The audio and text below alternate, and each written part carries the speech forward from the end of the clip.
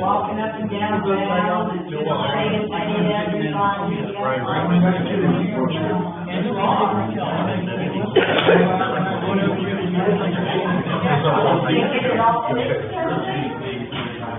On me, yeah, I guess. I heard them saying that the deal was leaking and all. Oh, I don't know about that. I think that's the request that's coming on. I haven't seen that yet. Yeah, but that's true. I want some of my. I'm ready to do it again. All right. If you get a question, Oh, yeah. Long way. And see you tonight. You gonna start taking decorations now, Mark? Did you? I thought it was still on that, on my house.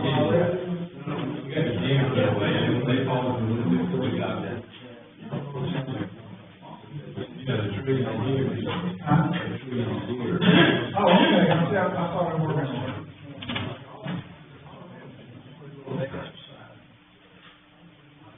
I think it's big symbol.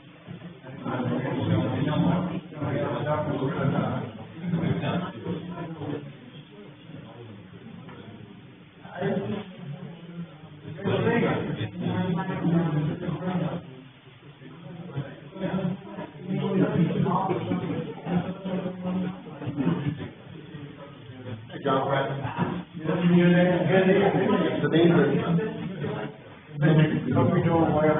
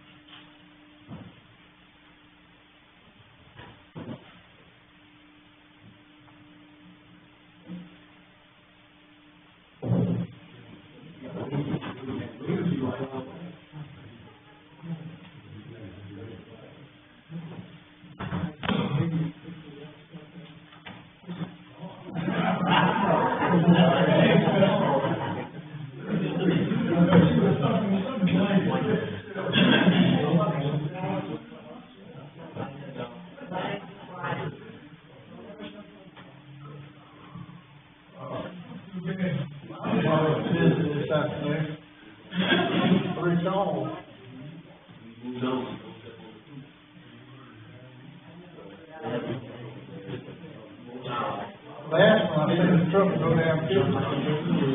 Where the hell?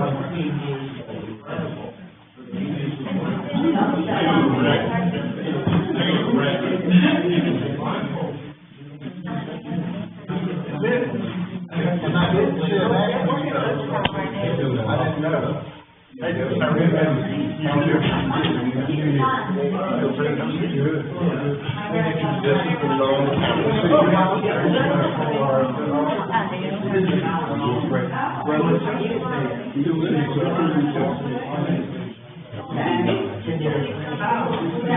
You go around.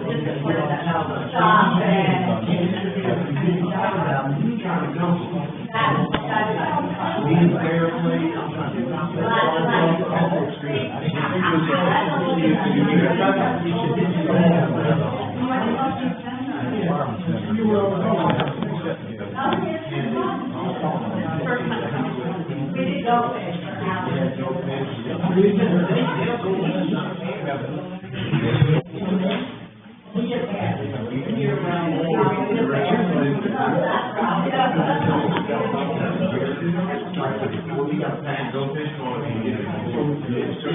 Yeah, well, how are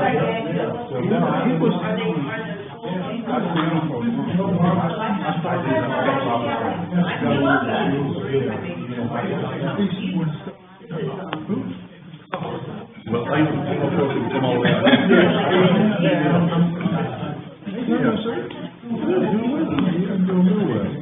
How you get one of them, huh?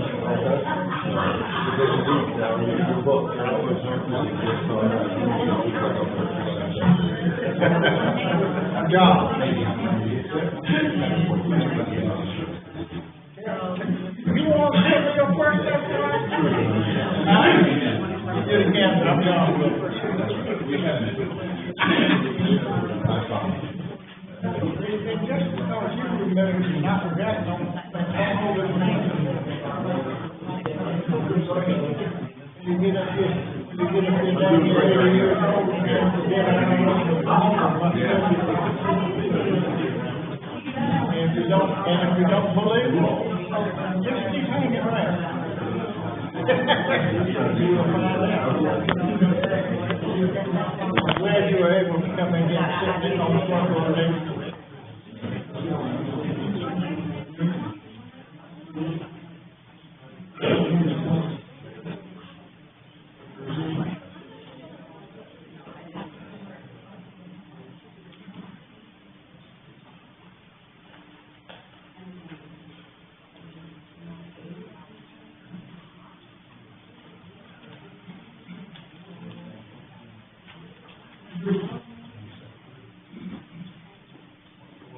Add something to the agenda.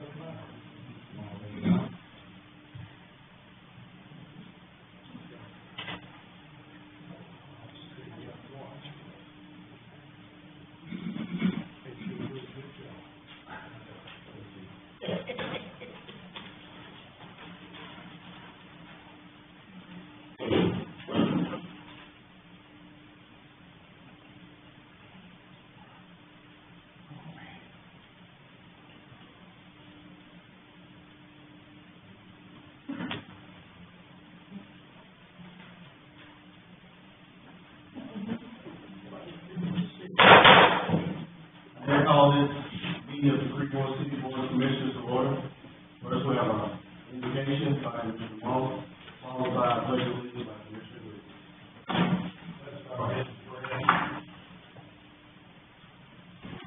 Dear Father, we come this evening thanking you for all the many blessings you've bestowed upon us.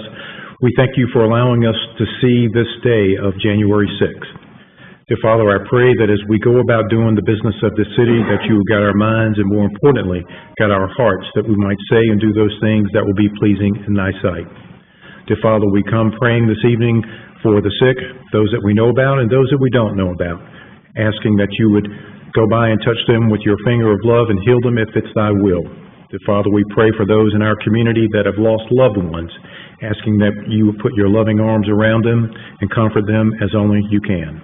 Dear Father, I pray for the men and women that sit here on this board, again, asking that you would guide us in the way that you would have us to go. I pray for our leaders here in Granville County and our leaders in Raleigh and our leaders in Washington, D.C. Again, asking, Lord, that you might allow us to work on behalf of our communities. This prayer I ask in the name of thy Son, Jesus. Amen. Amen.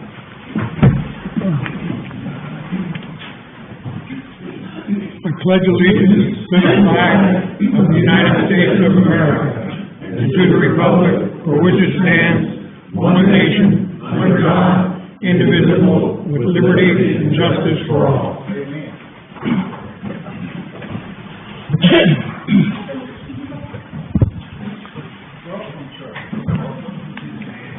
Madam Clerk, roll call.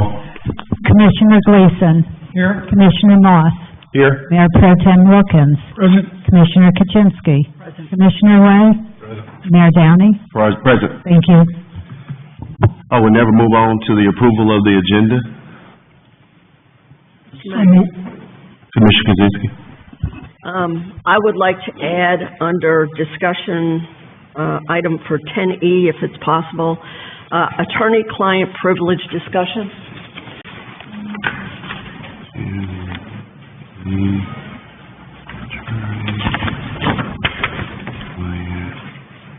And the other thing I'd like to do is from the consent agenda, item 5A, declaration of surplus property. I'd like to remove that for discussion. I don't know where you'd like to put that, but I'd like to pull it out of the consent agenda, please. City Manager. 10D, you said it's on the bottom of the, yeah, yes, Okay. sir. Which one are you adding, Mr. 5A. Be 10F. 5A to 10D. Oh, you wanna move it, okay, I got you. You want to move? No, sir, it's up to you. F. 10F. Pulling this one to move it down. Yeah, move it into 10D. 10D, yes, ma'am. So push everything else down. Mm-hmm. So water filters E and then attorney problems is F. What are we doing with 10D? To be clear, is the request for the 10D discussion be moved to closed session for attorney-client privilege discussion, or is Does it have to be in closed session? well, if we're gonna have a privilege discussion, we'll probably need to be in closed session. All right, okay, we'll put it to closed session then. So, All right, it doesn't, I suppose it doesn't, up to the board whether we wanna do that. Yeah, I would agree. Meeting or do that in the middle, I just wanna make sure that I'm understanding where that discussion. yeah, we'll do that in closed session. So, Thank you, put it in Chuck. 10D. 10D closed And you will be session. a closed session, so, Yes, ma'am. and then we're adding, thank you. Why are we doing 10D? So from what I'm saying is the declaration of surplus property will be moved down to discussion items? Yes, Okay. So we already have a 10D, so move it to 10E. yes. Okay.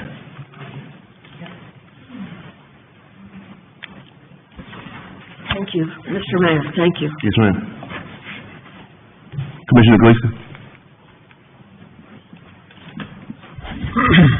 I'd like to request that we remove item 10D from the agenda.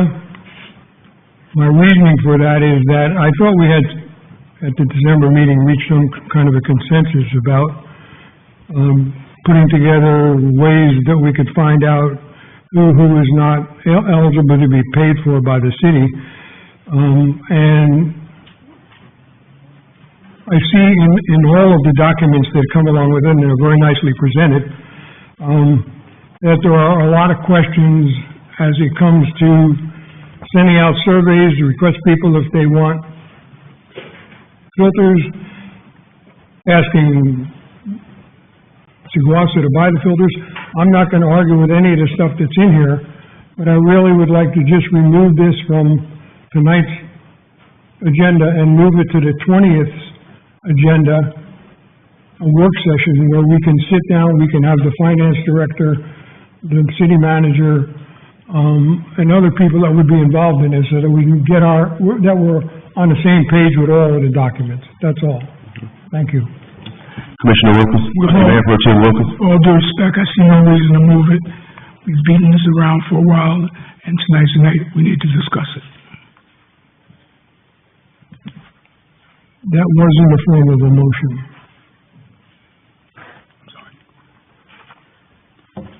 Yours is All a right. motion? Yes. Okay, so we have a motion to move item 10D, water filter discussion. All in favor? Aye. All opposed? No. Motion carries 3-2. We're gonna move this water filter discussion to January the 20th? Yes, sir. Okay. Yes, please.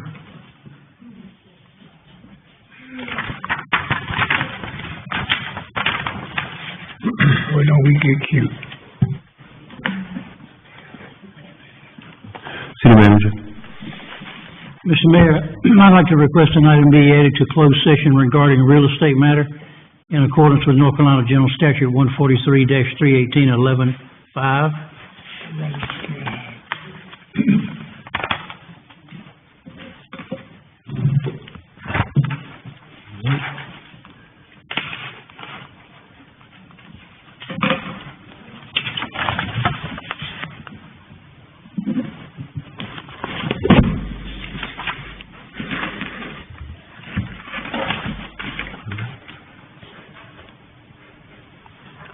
Are there any more motions for our consent agenda? I think we've confused you a lot tonight A lot. with all these A changes. whole lot. I'm so sorry. A whole lot. I'm very confused right now. I make a motion that the agenda be approved with all the changes that have been made. All right. How's that for an evening? Great. All those in favor? Aye. All those opposed? No. No. Motion carries 4-1. No. 3-2. Motion carries. All right. Madam Clerk, is there any request to address the board tonight? No, sir. Are there any public comments? Yes, sir. All right. There are minutes to be approved with consent. Oh, okay. All right, is there a motion to approve the consent agenda? So moved. All in favor? Aye. All opposed? Carries 5-0. All right, moving right along. We have nobody to address the board, so we're gonna move right along into public comment.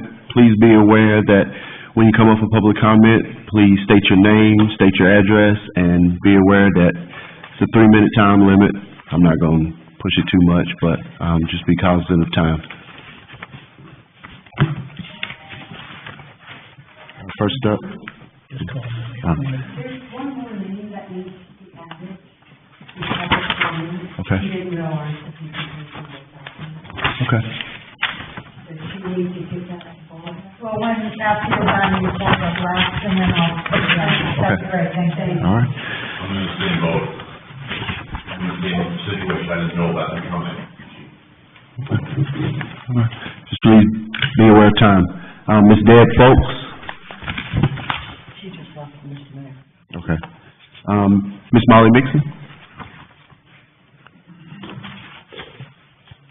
My name is Molly Nixon. I live at 306 Bridget Way. I am for clean water. I think I am paying for clean water. I did have 2 incidents where I saw the discoloration of my water in my bathroom sink and another in my toilet.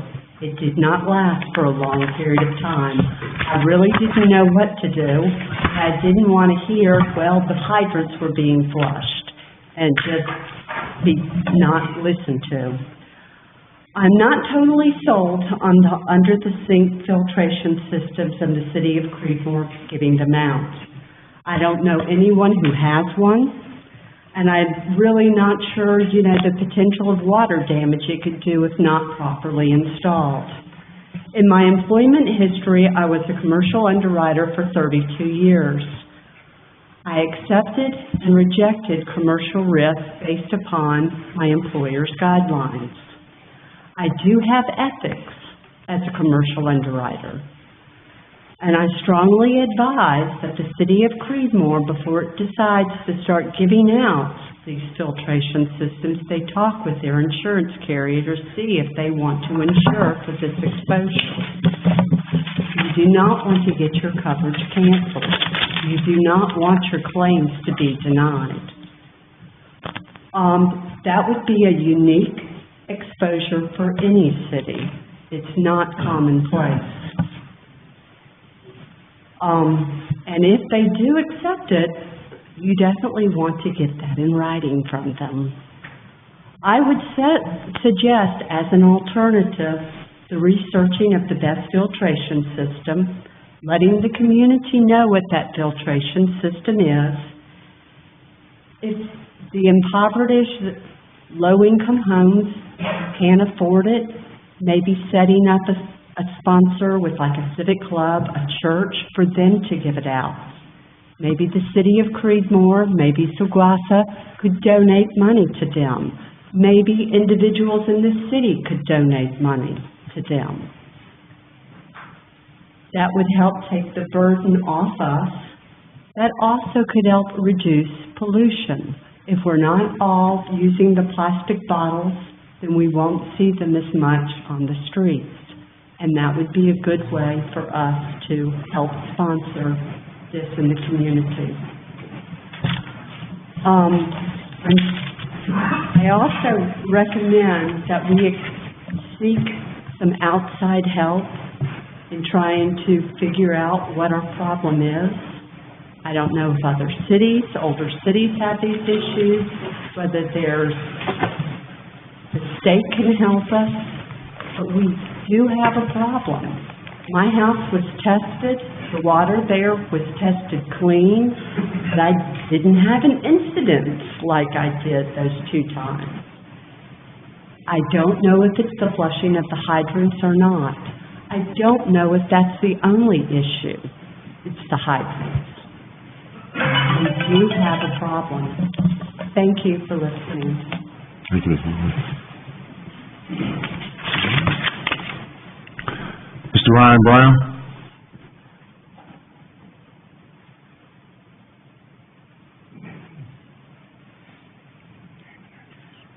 Thank you, guys. Ryan Brown, 2009 Francis Court. I will try to stay within that limit. Back in the fall, I submitted a public records request related to the automatic license plate cameras that are in town. Our clerk has helped me get some of the information, but not all of the information. Some of the things I asked were all the records related to them, where they were, who the manufacturer was, things that you will hear later in the presentation tonight, so thank you for that.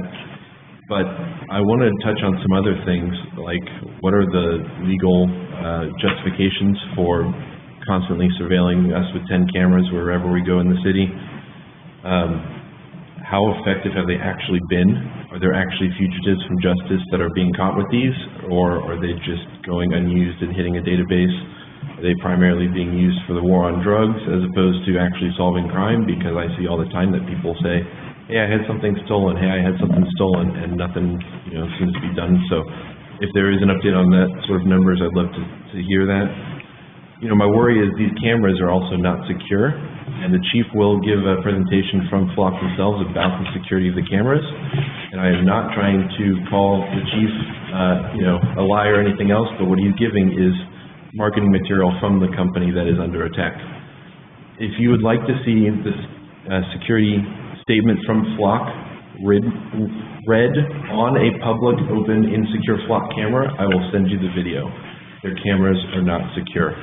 Not only that, they're feeding information into a national database that's outside the scope of Creedmoor. And they say their data is not being sold, but I don't know what you do with a database of public information from a whole lot of people.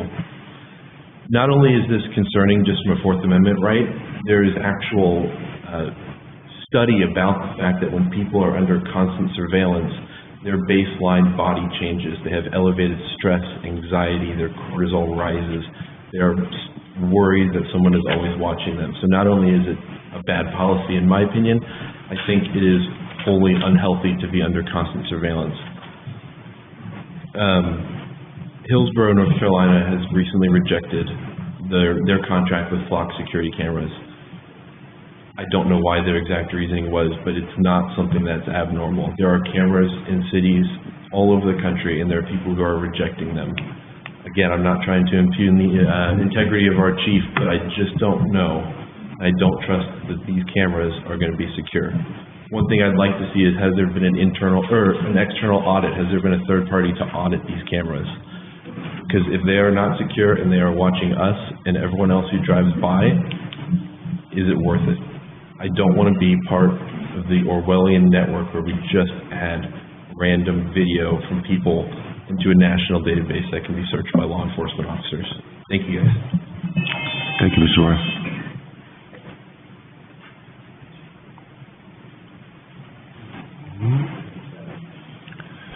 Mr. Dennis Dane?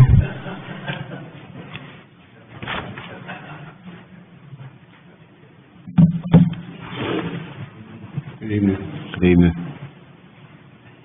My name is Dennis Daniel, and I reside at 2051 Provo Street here in Creedmoor in Granville County. I'm here this evening first as a resident, but also to introduce myself to my upcoming role as president of the board of the Granville County Community Foundation, which I will begin serving now. I'm the incoming president. I want to be clear that I'm not here to speak about a title or position. I'm here to speak about responsibility.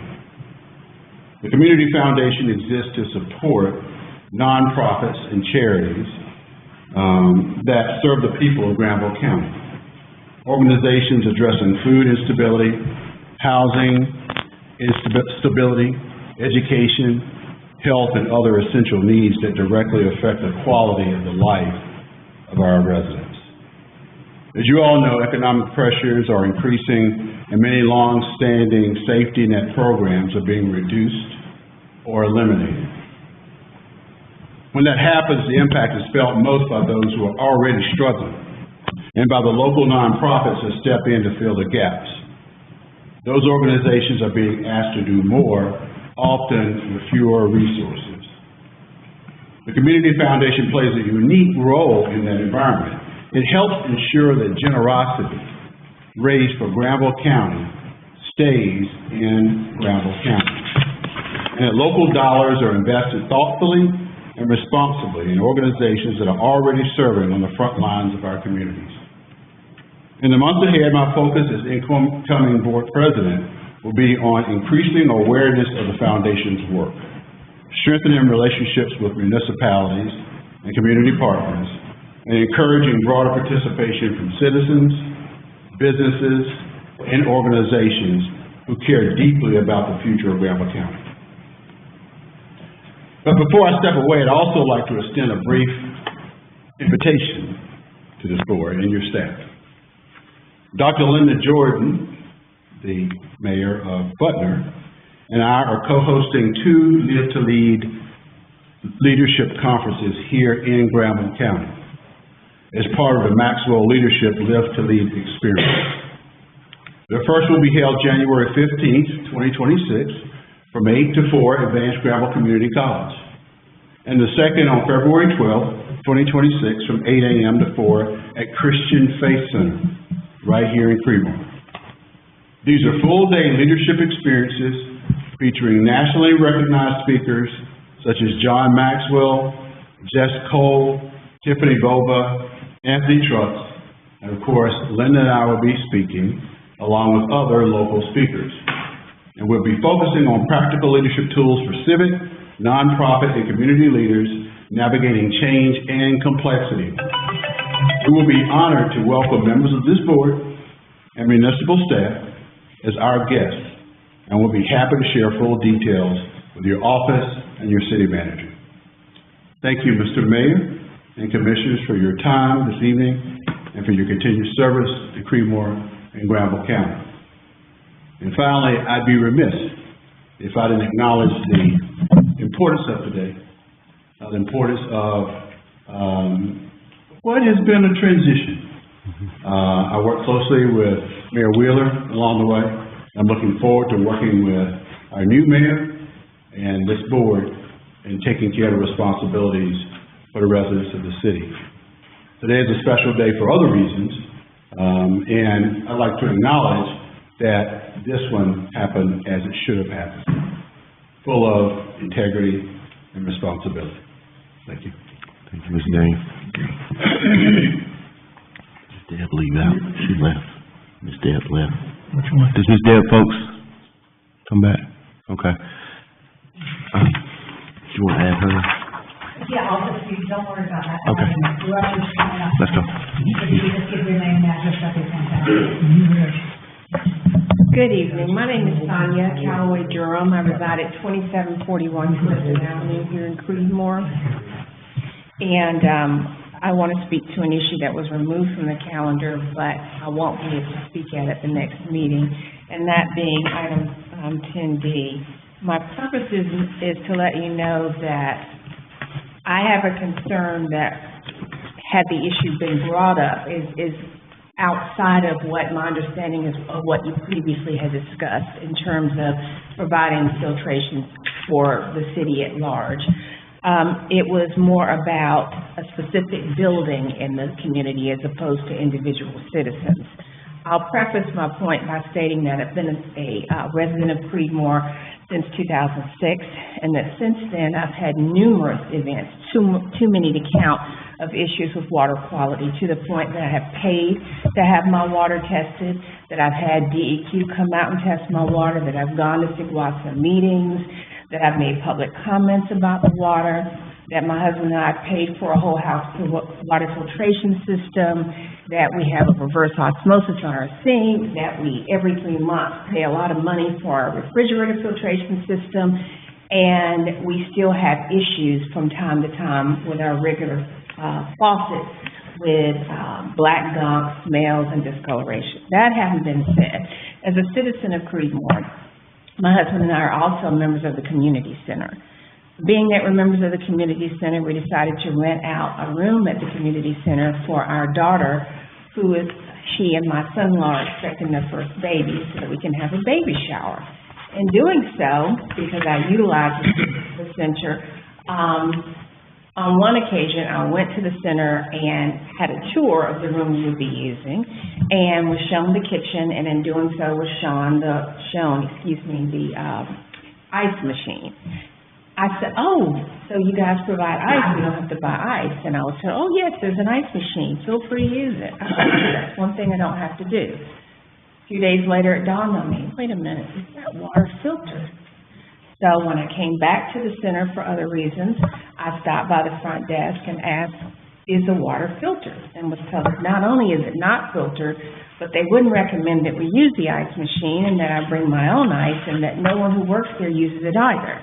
So the purpose of my being here is to let the city know, put it on public record, that there is an issue over and beyond what was initially my understanding to be discussed, which was whether or not filters should be provided at large, but whether or not the city itself should be offering, not just offering, but charging. We've paid a good sum of money to rent that room, a building with tainted water. In my opinion, it's tainted. I've, again, had numerous testing done to that effect, and I've been living here a long time to know that it is tainted.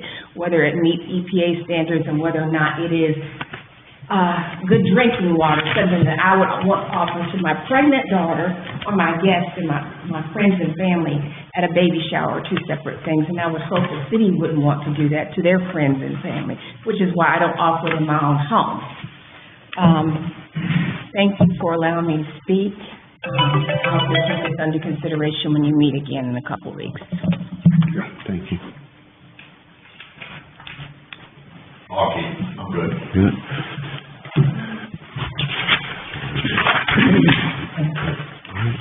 That concludes our public comment section. Moving on to old business, I'd like to thank Commissioner May for being here. Old business, an update on redevelopment of the former Hawley School site. Mr. Drew Cummins.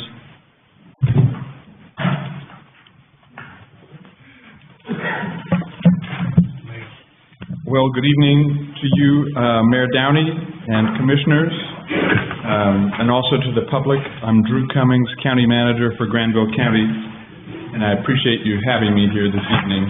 It's always a pleasure to be in the city of Creedmoor. I hope you all had a good Christmas and that 2026 will bring wonderful things to all parts of our community.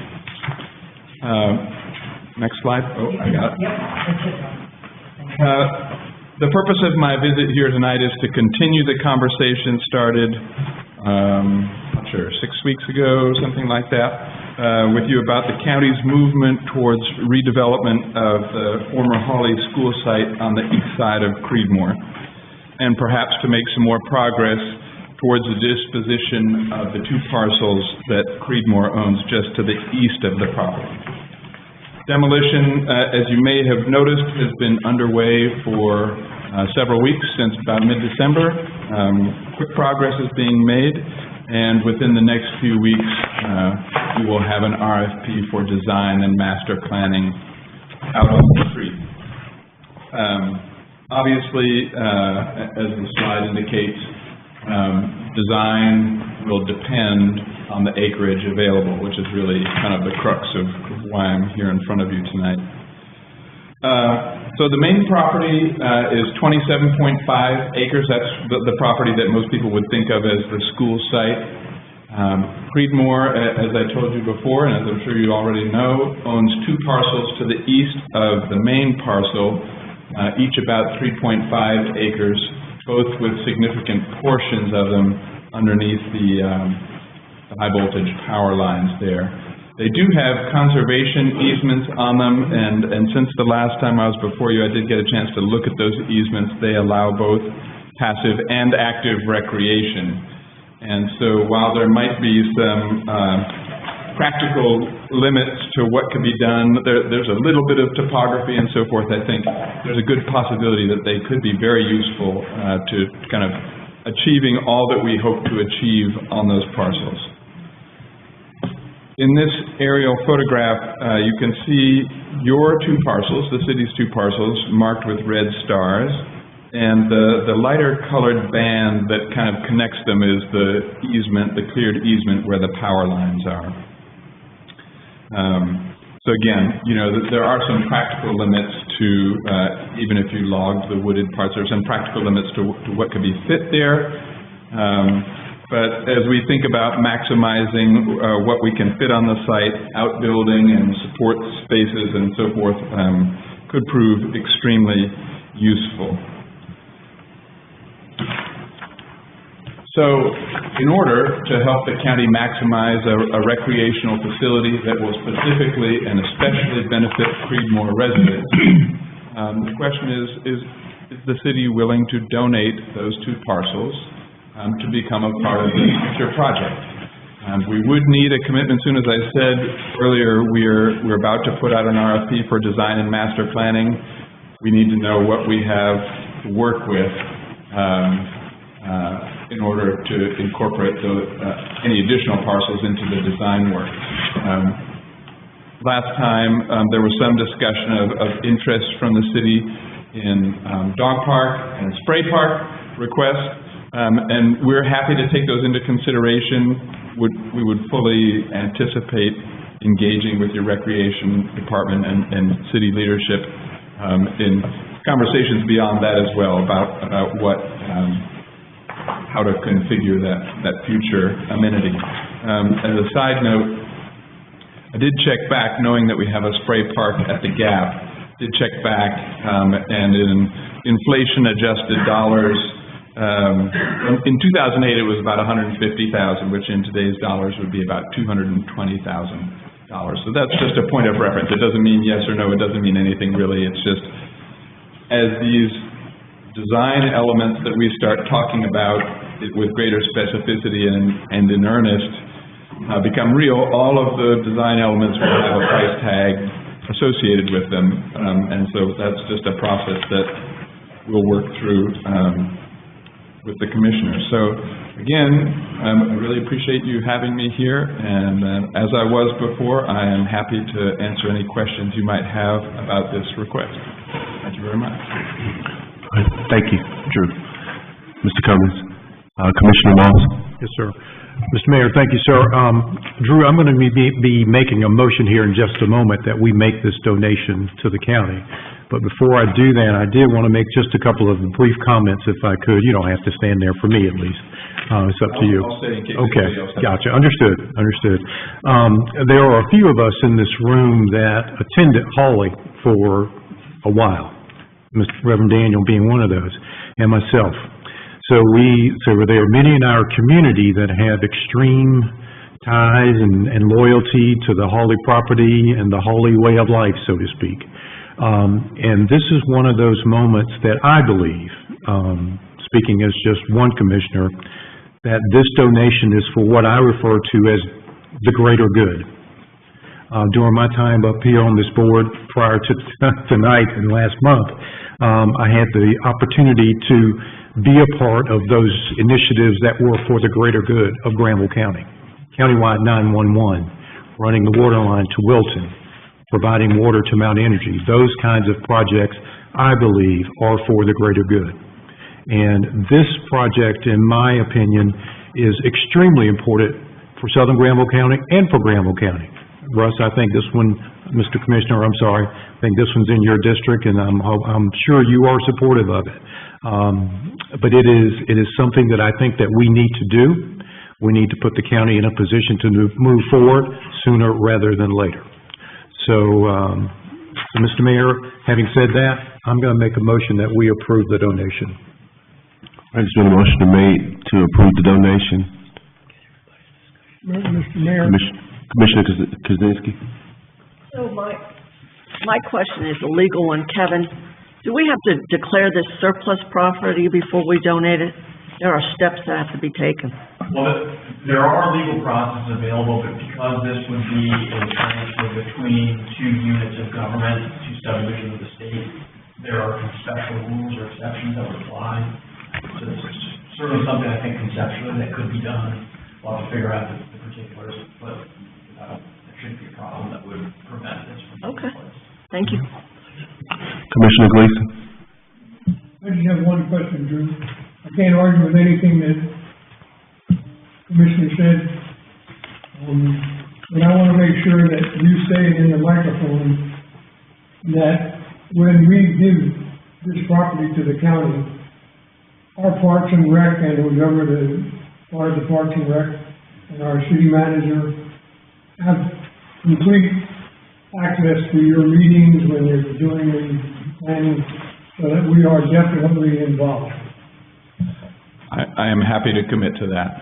And actually, I wanted to respond briefly to something that Commissioner Moss raised, and I should have worked it into my presentation both times, and that is that ever since the county acquired the former Hawley property, we have been engaging with the Hawley Alumni Association and have been working with them, planning for ways that Reverend Hawley's legacy can be honored at the recreation site. We have also managed to get a number of items from the old school removed for safekeeping and for sharing with the Alumni Association. And in fact, before Christmas, our staff helped, but a number of the boards from the center of the gymnasium were pulled up.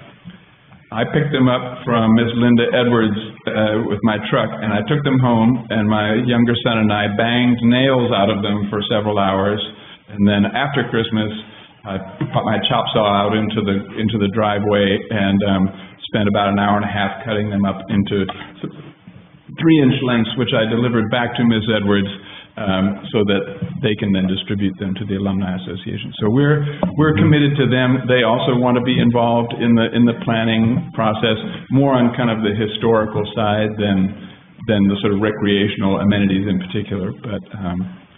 But we're sensitive to that history and trying to make sure that is honored as we move forward with the planning. Mayor Pro Tem? Sure, it may be minor, but can you help me understand why the GSI book 1411, page 178, lists both City of Creedmoor and the North American Land Trust on the easement? I'm not sure that I'm the best person to answer that. Mike and I might have to take a careful look at it. I do know what you're talking about. I think that the National Land Trust, North American Land Trust. I think they are the holder of the easement, with the involvement perhaps of Tar River. I'm not sure if they're involved. So they're the holder of the easement. They're the other entity that has a legal right to enforce on us the restricted uses. So if we went on those parcels and said, we're going to clear these and build apartment buildings, they could take us to court and say, hey, the easements don't allow that. And so I'm not sure, Granville County might just be on there because it is the county of record. It's where these parcels are. I don't believe we're a party. We're not a part owner. We don't hold the easements. Didn't say you did. I said Creedmoor and them. Okay, Creedmoor and them. Yes. So you own the parcels, they own the easement, the legal rights to development beyond recreational uses. Thank you. Any more discussion? Commissioner Gleason? All right, there's been a motion to donate the 2 parcels to the county for the Hawley Sportsplex project. All in favor? Aye. All opposed? Motion carries 5-0. Thank you. We appreciate that and look forward to engaging you and your staff on design and planning moving forward. Yes, I too went to Hawley, so that place is cherished to me as well, so. Very good. Commissioner May. Thank you. All right, moving right along, the East Line Street Alley closing update. Mr. Frangos?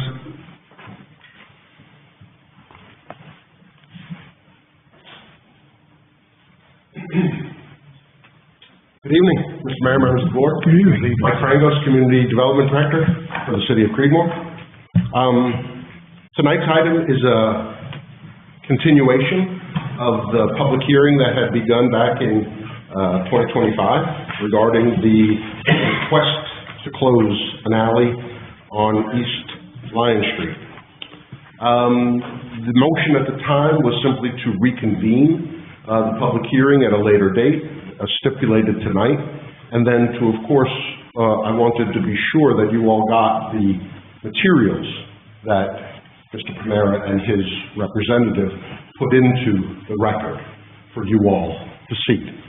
So that's why your packet included 20-some pages of illegal deeds and maps and things like that. So I wanted you all to have full access to all of those items. As far as the update is concerned, from what happened, the 2 owners did meet recently in our office. I was there. It was a couple days before Christmas, I think, maybe the week of the 19th or so, and talked about alternatives to how that alley, which is has an important use, but also binds Mr. Moore regarding the future uses of his property.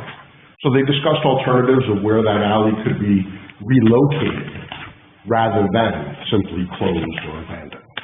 So we come to a good agreement. We talked about pluses and minuses regarding the design and how that parking lot can be better utilized and the alley access could be maintained.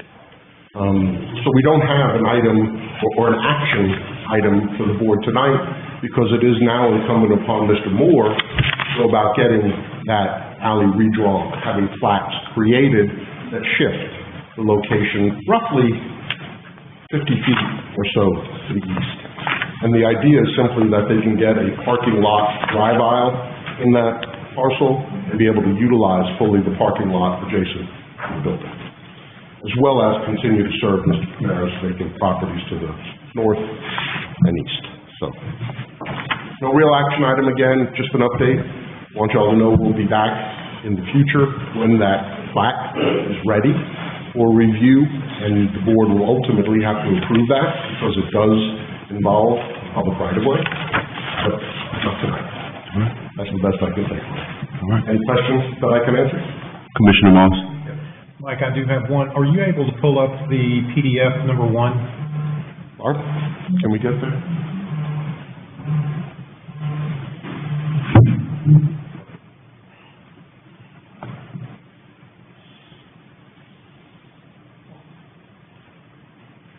There you go. Yeah, right there. It's perfect. So the The reason I'm asking this question, Mike, I'm going to be asking the board to recuse me from this action, but I just want to make sure that I'm clear. So to the north, I think the arrow is pointing to the right, so there are 3.38 acres to the north. I own that property. Kevin, I may not have to recuse myself, but just to avoid any appearance of a conflict, I'm going to ask that anyway. But I was pretty clear on that. But the piece in pink, at least it's showing pink on my iPad, is that also included will be included in this transaction as well? No, there is no transaction. Okay. The pink identifies part of Panera property under one of his different LLCs. Okay. As well as the green. Okay. And the blue. Okay. So that's just an illustration of the properties that he owns. Okay. The item in question is, we'll call it orange or red, which is the alley in that large kind of capital T. Understood. Shape turned on its side. I got it. And I understand you own the property to the right of the green outline box. That is correct. Okay. So that's correct. Not exactly affected. I know. Okay. I know, but I'm really trying to avoid even the appearance of a conflict. Understood. So. Understood. Okay. That answers my question. Thank you, sir. So Mike, there will be a public hearing when the decision is made? We're in the public hearing. The idea that if you wanted more information, it'd certainly be available to you. If there was a citizen here that wanted to speak, certainly now would be the time. But there really isn't a need for any further action by the board. It's going to be something that'll eventually be agreed to by both owners. The plat will come to me to be sure that it's accordance with the general statutes, and then ultimately it'll come to you for approval because it is a public right-of-way that's being relocated. Okay. It doesn't have to happen tonight. If you wanted to hear more comments, certainly you could. Commissioner Gleason? I would make a suggestion that we close the public hearing and that we take no further action on this until we hear back from the farmers. Is there a motion? Is there a motion to close the public hearing, and to move it until we hear back from the two parties? All in favor? Aye. All opposed? Motion carries 5-0. Thank you, Mr. Frango.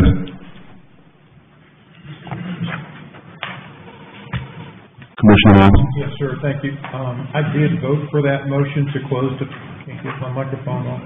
But at any rate, I did, vote to close the public hearing, but I most likely will continue with my thought process to recuse once this comes back before the board. Just want to get that on the record. Sir. We have an update on the PACE analytical water testing. City Manager Turner? Mr. Mayor, Mayor Pro Tem, members of the board, I know you all recall, most of y'all that were serving on the board, in April 2025, the board directed the manager to execute an agreement with PACE Analytical for third-party water quality testing, which began in March of 2025 on a monthly basis for March, April, May, and June of 2025, not to exceed $6,205. Initially, random water samples were taken from 20 different randomly selected fire hydrants, Soblasa fire hydrants identified by the Creedmoor Volunteer Fire Department. July 1, 2026, the board also approved funding in the budget to continue monthly testing for July and August at a cost of $1,846 each, followed by quarterly testing that began November the 19th. Testing locations continued for 5 more randomly selected fire hydrants, all of the city commissioners' places of residency, the mayor's residence, City Hall, Mount Energy Elementary School, South Granville High School, and a voluntary city residence. With the payment of the November 19th testing, there's currently a balance of $1,141 remaining in general government special projects line. So as we look back over the past 9 months, here's what we know. Over 8 months period of testing, there have been no violations in the primary maximum contaminant levels of the 40 locations tested. Only minimal amounts of or no contaminants detected in the secondary maximum contaminant level over the same 8 months of testing. Since March of 2025, the city has expended $12,223 on random water sampling and testing in accordance with standards set by the North Carolina Department of Public Health. The city has received notice from Pace Analytical. There will be a 5 to 8% annual price increase effective January 1, 2026. To continue quarterly testing in February and June of 2026, a budget amendment of $2,864 will be needed through the end of the fiscal year. Therefore, it is for those reasons that I've listed above as the city manager that I recommend we discontinue the third-party random water testing from this date forward. Mayor Pro Tem. Mr. Mayor, I believe the suggestion that we discontinue third-party testing here in Creedmoor in order to save some money, simply because the most recent results, with one exception, met MCL requirements, that we subsequently moved to quarterly testing to save money is what we suggested. I think that would send a deeply concerning message to our constituents. It would indicate that the cost savings are being placed above health and the safety of our residents. For that reason, I strongly urge this board reject this suggestion. Furthermore, I move that we continue testing water on a quarterly basis, recognizing that the funds spent on testing are not an unnecessary expense, but a necessary safeguard that allows us to monitor, identify, and address ongoing water quality concerns in Creedmoor. Now, while testing may indicate compliance with current federal and state regulatory thresholds, such compliance does not eliminate human exposure to PFAS compounds. Each instance of conception results in continued exposure to these persistent chemicals. Furthermore, visual and sensory evidence confirms ongoing discoloration and periodic foul odor in our water supply, indicating unresolved water quality issues that extend beyond regulatory minimums. That's all I have, sir. Commissioner Kozinski. So I was the one who started this water testing, and it was to determine where the problems lie and how bad the water was in Creedmoor, and the results have shown that aside from the iron and manganese and the minimum standards, that we are still in compliance. I understand about PFAS, but we are not testing for PFAS. That would be much, much, much, much more. That would be thousands of dollars more for any company to test for PFAS. And the last time we did a round, we asked the citizens of Creedmoor to volunteer, and Ms. Mixon was the only one who stood up and volunteered her home, and I thank you for that very, very much.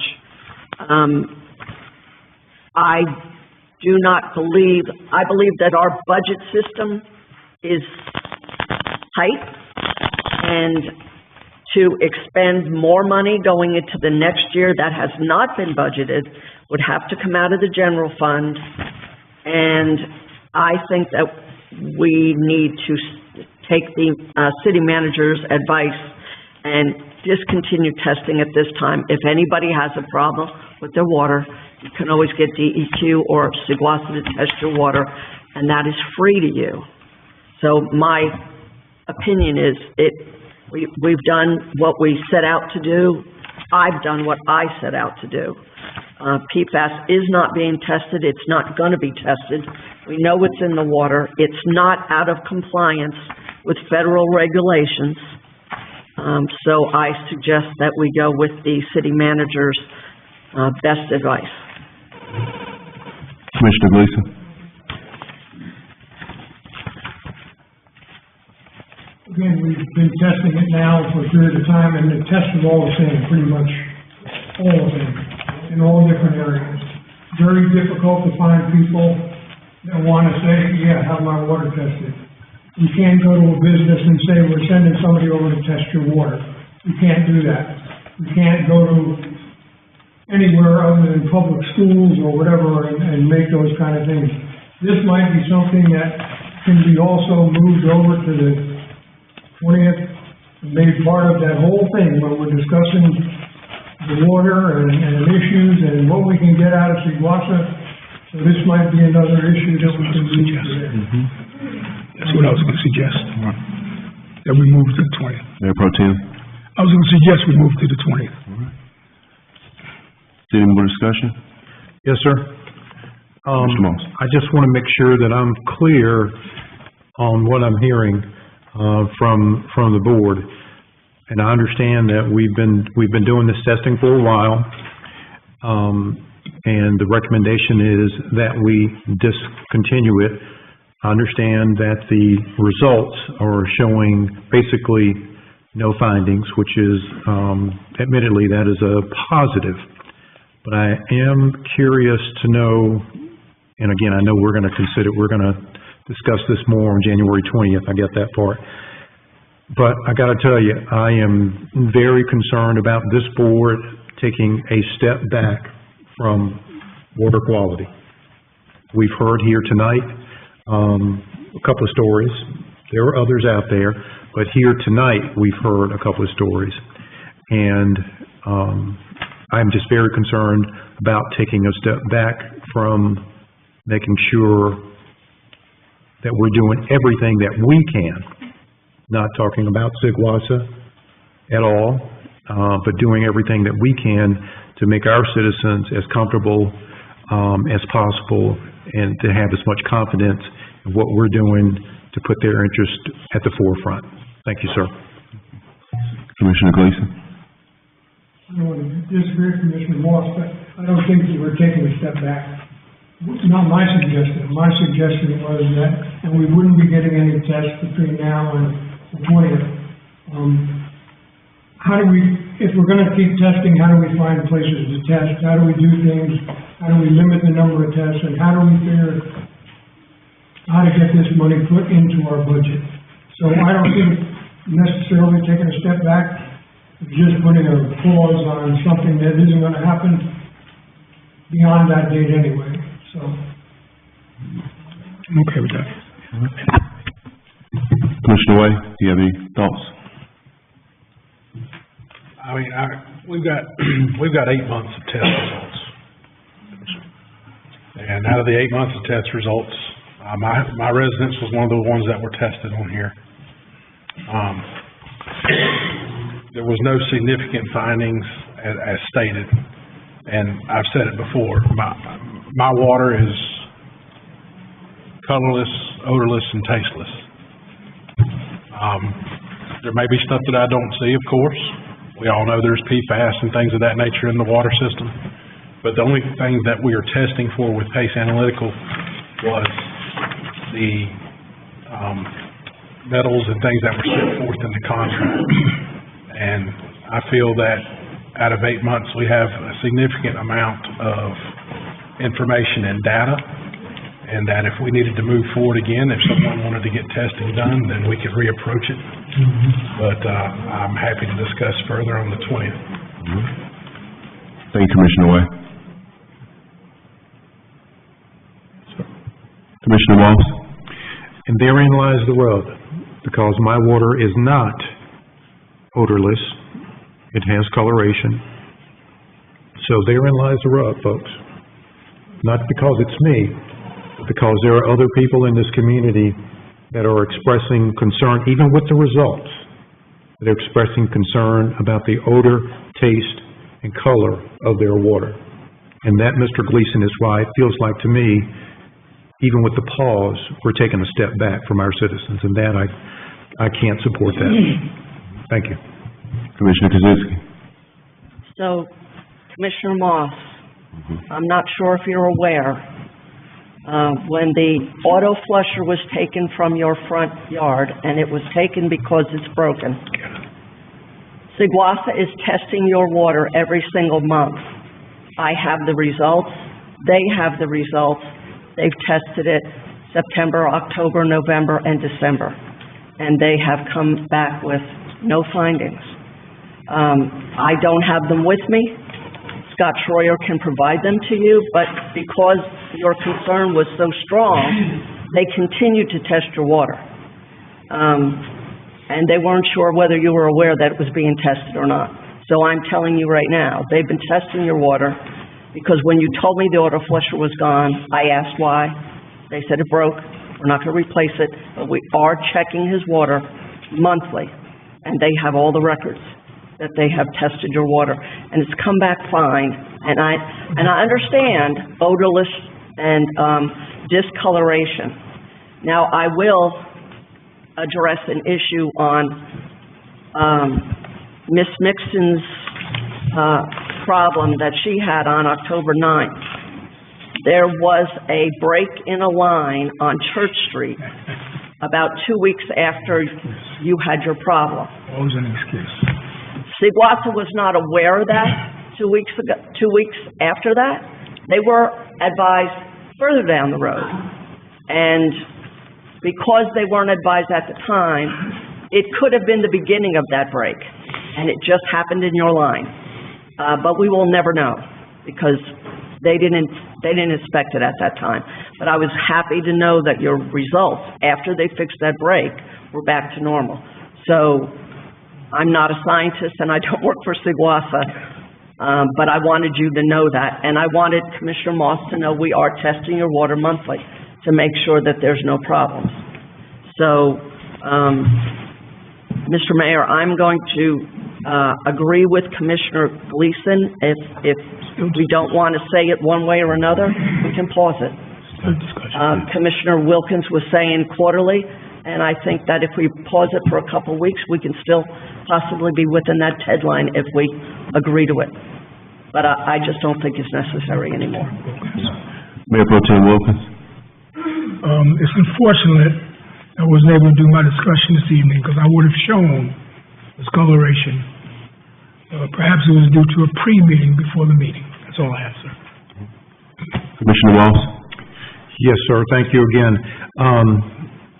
And my intent here is not to get into a back and forth or to get into an argument, quite frankly. But it is less than comforting to know that there's been testing going on at my house, that no one had the, integrity. No one thought it important to tell me. That's the customer service level, and my goal here again is not to bash Sigwasa, but that's just poor customer service. It is. And going back just a little bit on the auto flusher, and this is the importance of documentation, staying aware of what's going on around you. So, Commissioner, the sequence of events regarding the auto flusher is incorrect, ma'am, because I have the photos. They took the auto flusher out, they put the box back up, but there was no auto flusher in it. I can document it. So it was no, that was the excuse after I questioned the auto flusher not being reinstalled. That was the excuse. That it was out for repair or whatever. But this is why we citizens have little confidence in what we're telling them, because we've got secret testing going on. We've got misinformation about what's happening with the equipment, and it just leads me to be very untrusting. And I know Commissioner May is here tonight, and I think he's now on the Sigwasa board, but it is very disconcerting, very disconcerting. And to sit here and to say we got great test results, but people still say and can show and document brown water, water that smells and has an odor, and for us to just discount that and say, oh, I'm sorry, we're doing all we can do, I just don't think so. I think we can continue to keep the pedal to the metal to do everything we can from this desk. That's what I'm pushing for. Thank you, Mr. Mayor. I want to say something, when I was intending to run for mayor, some of my beliefs is that if we had one citizen or 100 citizens have a problem, I think this board was put together to handle one problem or 100 problems. And I want to keep that in mind as we move forward. We represent Creedmoor, and we're here to represent Creedmoor. So whether one person has a problem in Creedmoor or whether 1,000 people have a problem in Creedmoor, we still represent Creedmoor. All right. Mayor Pro Tem. To piggyback on that a little bit, what I cannot understand why someone on this board continue to say meeting federal and state guidelines is okay, because doing that does not mean our water is truly safe. With every glass consumed, residents are still exposed to PFAS, known to accumulate in the body. At the same time, continued discoloration and foul odor, clearly visible and noticeable. Very serious concerns about water quality. These are real issues that deserve more than a compliant-based response. That's all I have to say.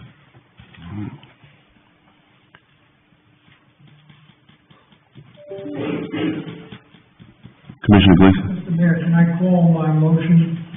Yes, sir. To move it to the 20th, please? All right. There's been a motion to move the third water testing of PACE analytical testing to our January 20th meeting. All in favor? Aye. All opposed? Motion carries. 5-0. Yes, ma'am. All right, moving on to new business, the appointment of the CPRC liaison.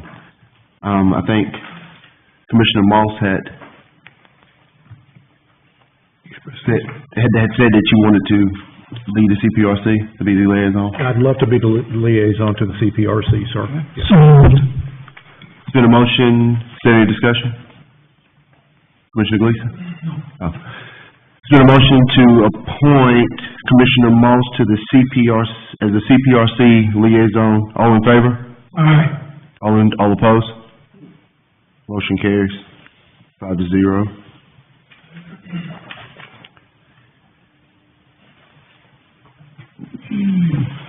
Next up, we have the financial summary update for November 2025. Mr. Lee Fain. Good evening, Mayor, Board. Tonight I bring before you the November financial summary report. As always, same format. I'd like to point out the property taxes collected as of November 30th. We're at 75%. As you know, that's a month behind based on how we receive payments from the county. Our sales and use tax, we're at 27% collected, and that is 2 months behind based on how the state releases those funds. So bringing the total percentage of general fund revenues collected at 32%. The general fund expenditures, there's one thing I want to point out, if you see your fund balance, that number, just want to point out, if it comes out along with that $3 million is the amount that we allocated for the police department construction and the renovation here at City Hall. So just wanted to point that out, if that popped out at you all. General fund expenditures, we're at 59% extent at the end of November.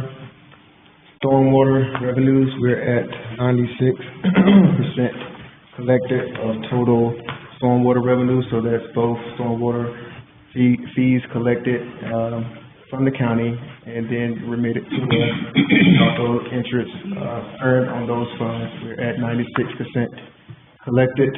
Stormwater fund expenditures, we're at 56% expense. Power bill fund revenues, 52% of total power bill fund revenue. We just received the second allocation of power bill funds a couple days ago. So we have both allocations now, and interest is still being earned on those funds that's sitting in that account. General power bill fund expenditures, we're at 15% expense. As you know, we have some projects that are in work that's going to be taken care of in this second part of the fiscal year, so expect to see that number increase as the fiscal year goes on. And one thing I want to note, that's not noted on here, the FY '25 audit was submitted before the December 31st deadline, so we met the deadline. We're still waiting on approval from the LGC of that audit, but once I get approval, we will go ahead and set the date for the presentation from the auditors. We already have a date penciled in, I believe, beginning of February, the first meeting in February, but if it changes, I'll be sure to let you know, but just want to let you know that we did meet our deadline for the FY '25 audit. So if you have any questions, please feel free to ask. Thank you, Mr. Frank. Commissioner Gleason? Please, thanks. Guys, for the report. Just a question. Sir. Economics. The rich people are doing good, and the poor people aren't doing so good. Moderate income people aren't doing as good. You communicate with the county. Has the county or anybody seen any changes where the collections of the ad valorem taxes are slower than normal? I haven't had that discussion normally yet with the county, but just based off our audit that we just received back, we still hold at 99% collected for each fiscal year. So if you see it remains the same, even though as the taxes, of course we had a tax increase in this fiscal year. And I know the taxes and use taxes normally don't show. You talking about the sales and use tax? And that's still? Yeah, sales and use tax is still being remitted as normal. I haven't seen a change in that. Of course, we're going through some economic changes. Actually going to attend a regional meeting here in the next few weeks to discuss, and one of the things that they did tell us to prepare in this current fiscal year was to budget conservative because of the unknown changes that they may foresee. So I will have some more information regarding that here in the next few weeks, and I will be sure to update you all on that, and possibly at our retreat when I give our mid-year update on our finances and the projections for the next 4 to 5 years. Yes, sir. Any more questions? Thank you, Ms. Lee. Thank you all. All right.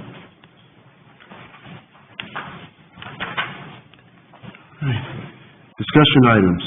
Presentation of automatic license plate readers. Chief?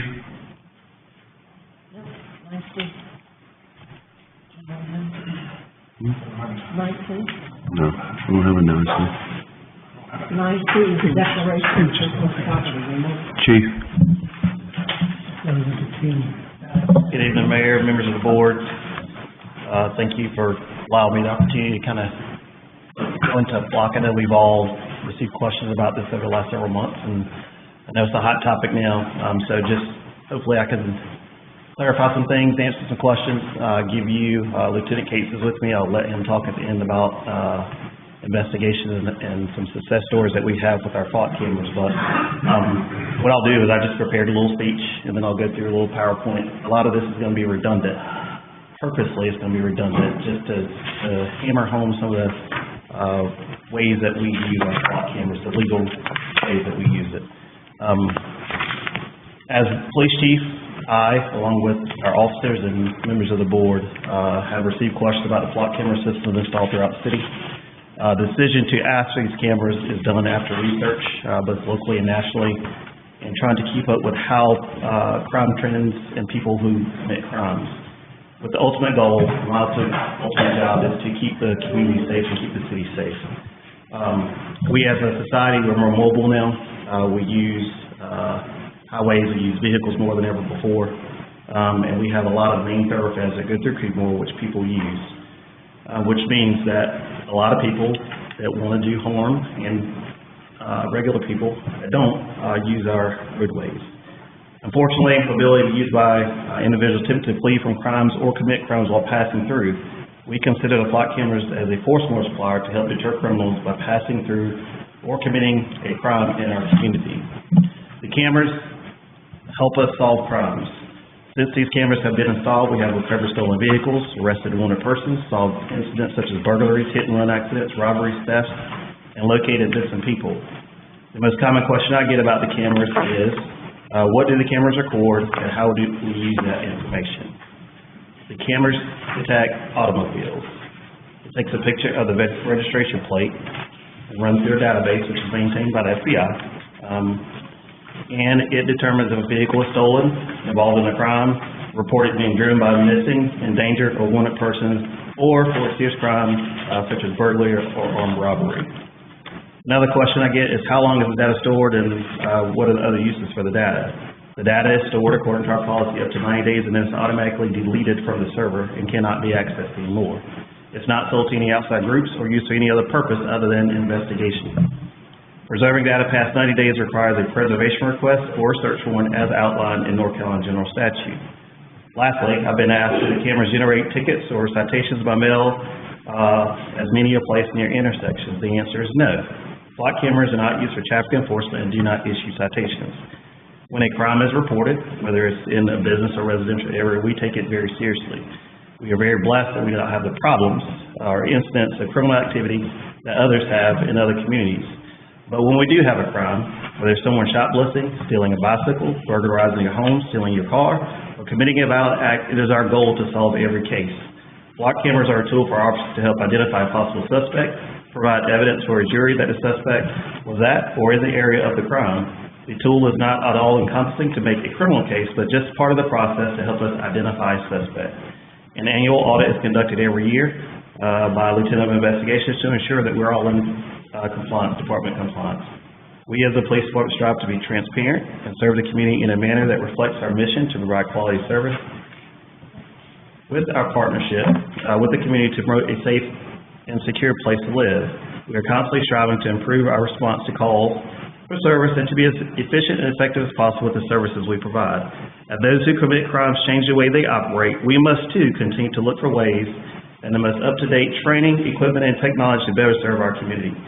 We desire to deter criminals from committing any crimes here, as well as apprehend criminals who commit crimes and pass through our city, with the goal of continuing to keep our community safe and make it a safe place to live, work, and visit.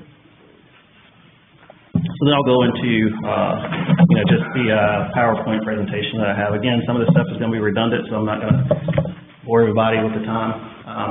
But basically, just the definition of a automatic license plate reader or flock camera. Flock camera is the name of the company. Automatic license plate reader is what it is.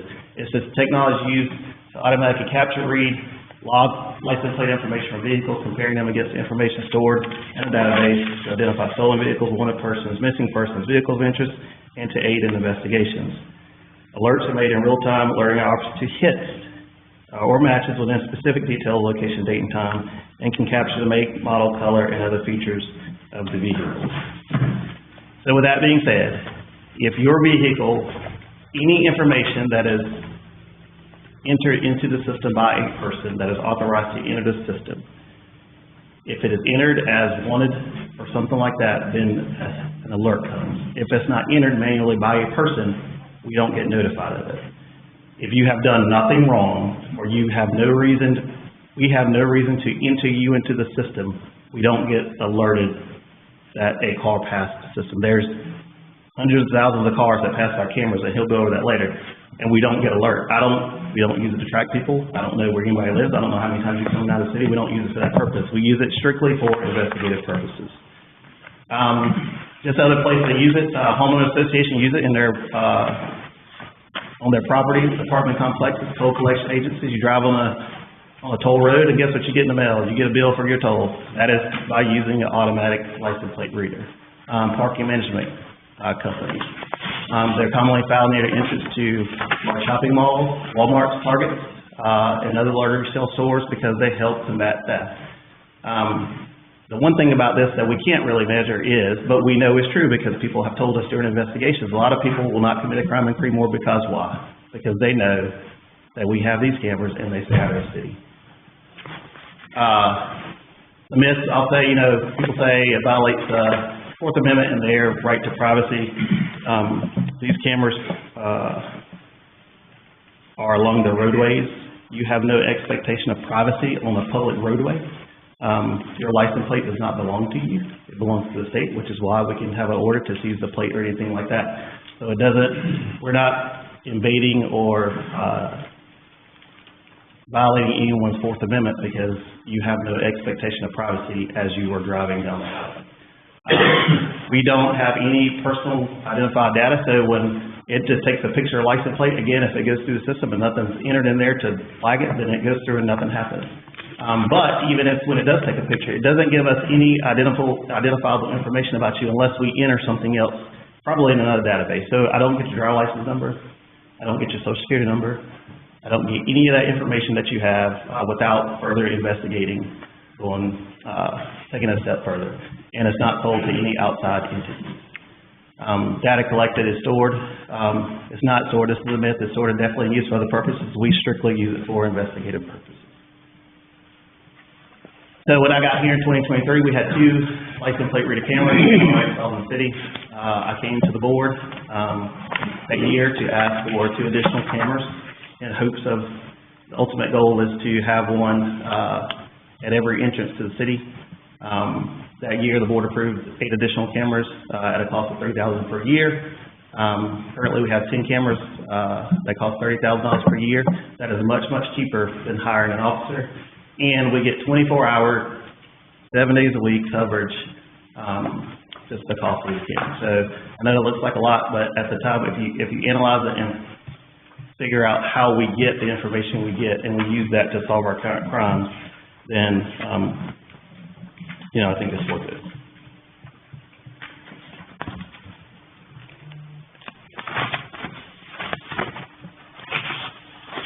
And I'll give just one case that we'll talk about, and I'll let Lieutenant Gates come up here and talk a little bit. Several months ago, we had a threat issued against one of our elected officials. We let that person know, but this is the instance where we can go in there, we can have it because it was a crime committed.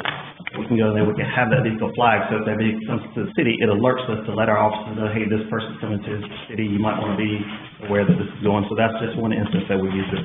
You also, too, in addition, have some more pronounced with security facts and claims and all that stuff. I didn't want to take up too much of your time going over that, but there's a lot of myths out there about how we use SWAT cameras and things like that, but I just wanted you to have that information and be aware of it. Here is it's just a map, a picture. It shows where our SWAT cameras are deployed around the city, with 2 being at the main license plate right here on Main Street and at North Durham Avenue and Wilton. But we have strategically placed them to help us investigate crime and solve things. So I'll let Lieutenant Gates come up and talk about it.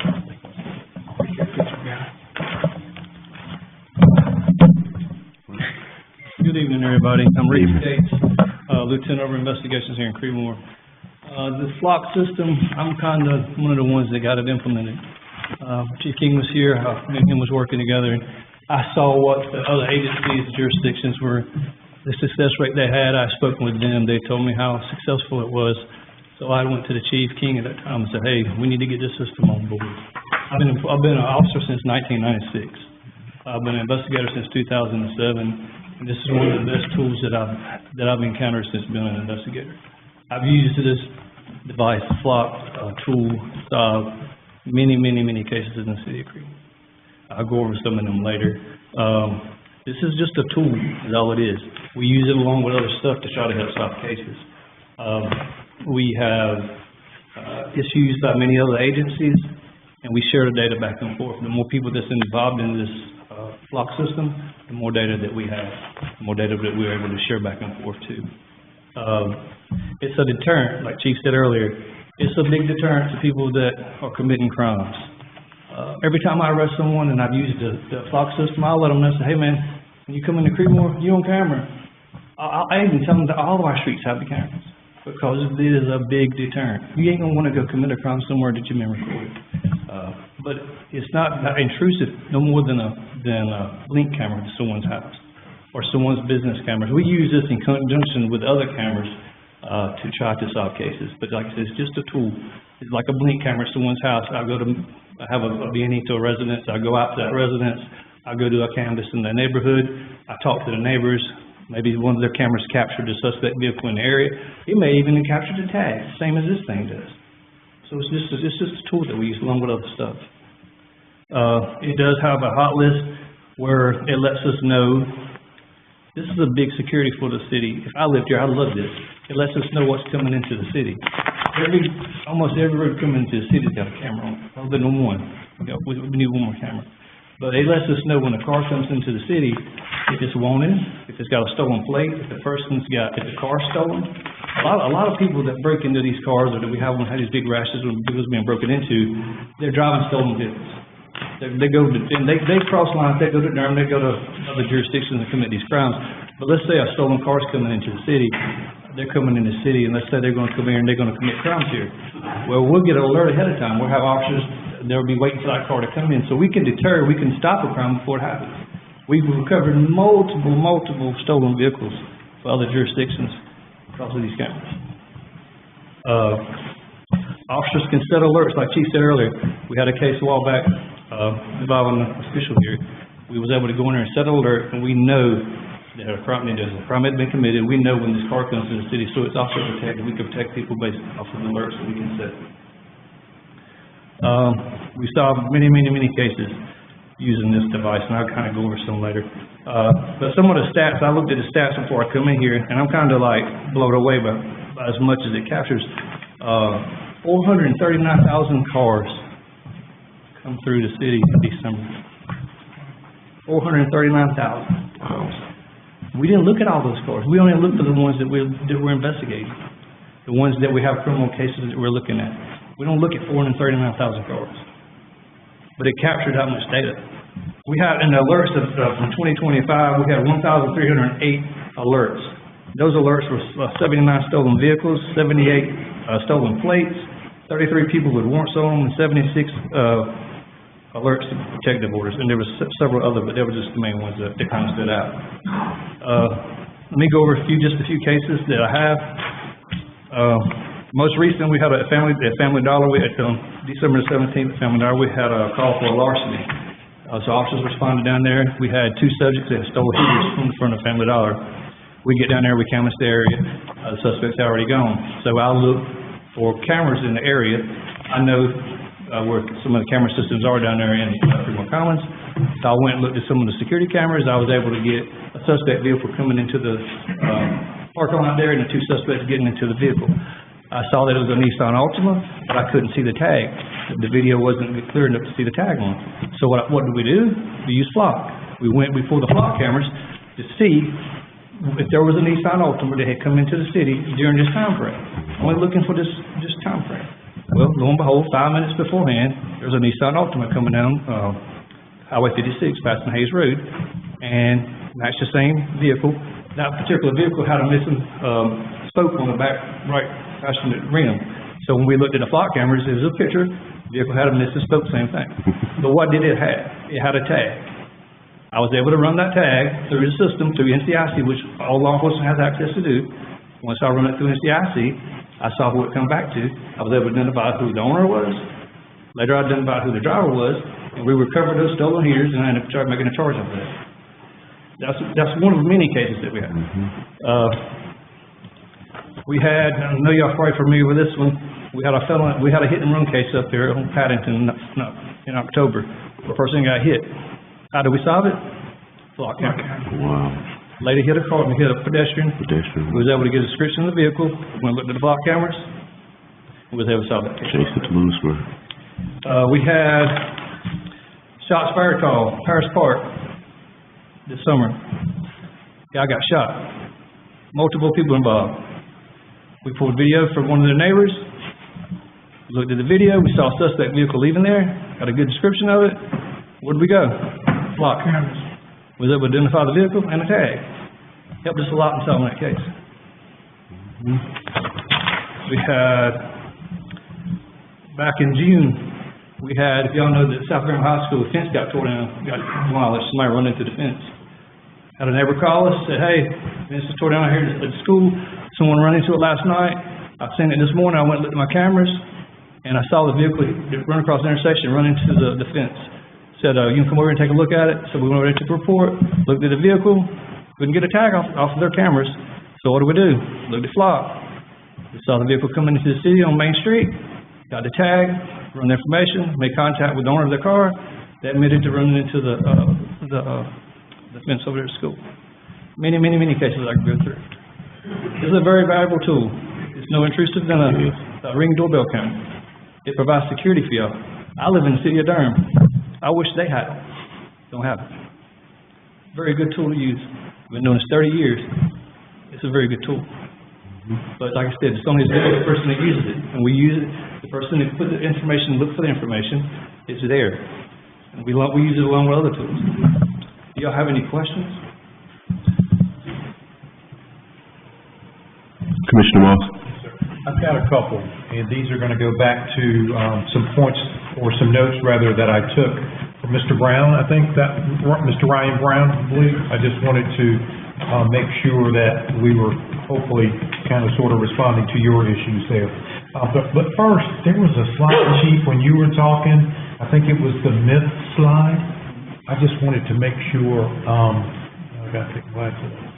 Yeah, I think you said personal identifiable information, I think you meant to say is not collected? Yeah, okay, I just wanted to make sure, okay. See, we're paying attention. I am reading. Reading is fundamental, okay. All right, I just wanted to make sure on that one, okay.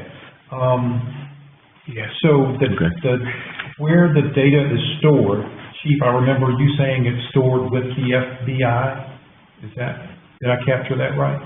So the database that it accesses, the camera accesses, is maintained by the FBI. It's maintained by the FBI. Okay, so. It's actually stored on the Flock server, and then it automatically deletes according to our policy after 90 days. So it doesn't stay there.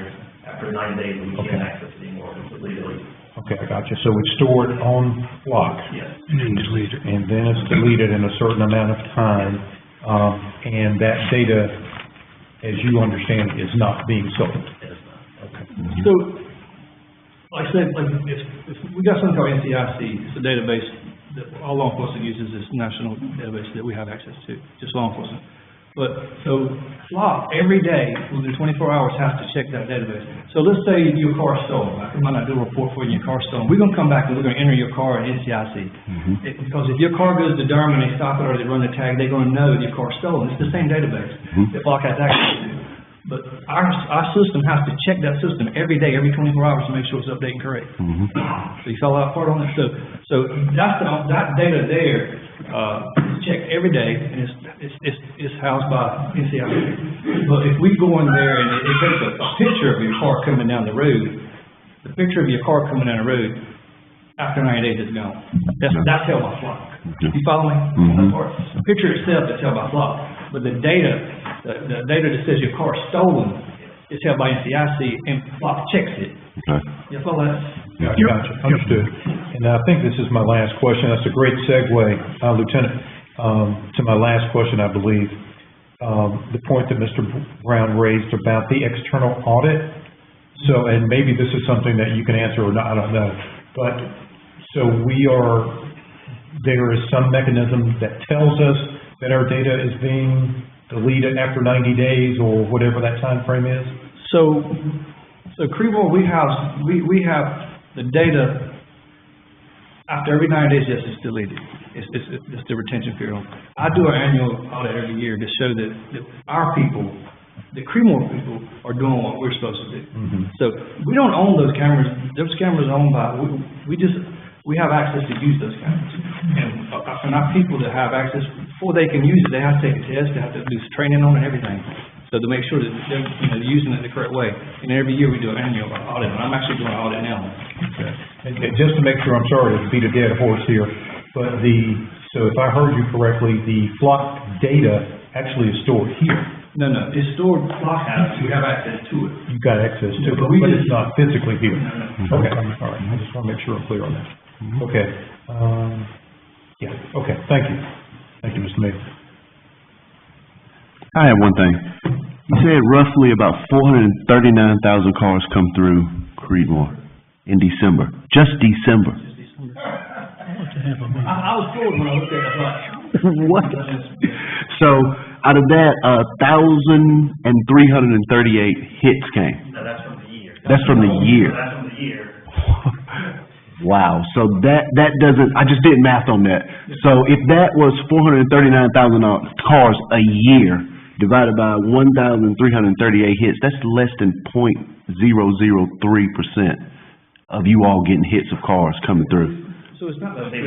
That's amazing. I mean, so it's not tagging cars or storing information if your car's not in the database.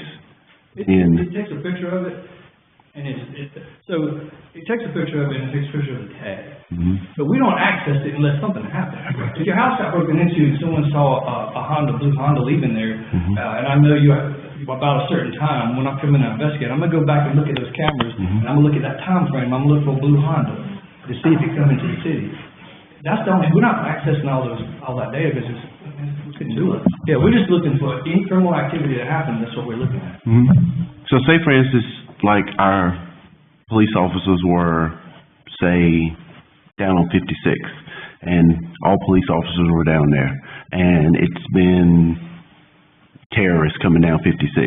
Would that flock the police officers like, hey, let me leave this scene because we have somebody coming through that we probably need to take a look at? Is it that fast, or? It is, I had a lot to do with it. I researched it a lot too. I put the cameras as far out as I could because to catch them coming into the city. Because if I put the camera in the middle of the city, we get an alert. It's going to take a few seconds for us to get it. Then you may be gone. So I want to catch you coming in, so that gives us time to go get in place. So when it gives us alerts of stolen vehicle coming on Highway 15, I got it set just right there at the boundary of Highway 15 in the city limits. So when you're coming in, that'll give us time to get there. You follow me? Yes, sir. So I set all these cameras up, and our cameras are on private property. We had to get signatures and get permission and contracts to put these cameras on private property. They're not even in public right of way. Cool. Commissioner Way? Oh, go ahead, Chief. And also to answer your question, so the information, yes, is instant. So you can set it up, the alerts, how you want to get them. So I get alerts, I get a text message, I get an email. It's instantaneous. Wow. But I don't get an alert for every vehicle that passes, Only the ones that are connected to you. The ones that are stolen, the ones that are on it, or the ones that we set an alert for. Yeah. That's the only ones we get alerts for. That's why you see so little alerts. Okay. Based on the data that the cars come through. Yeah. Commissioner Way? He just answered it. I work with him every day. I usually do that. Yeah. Any more discussion?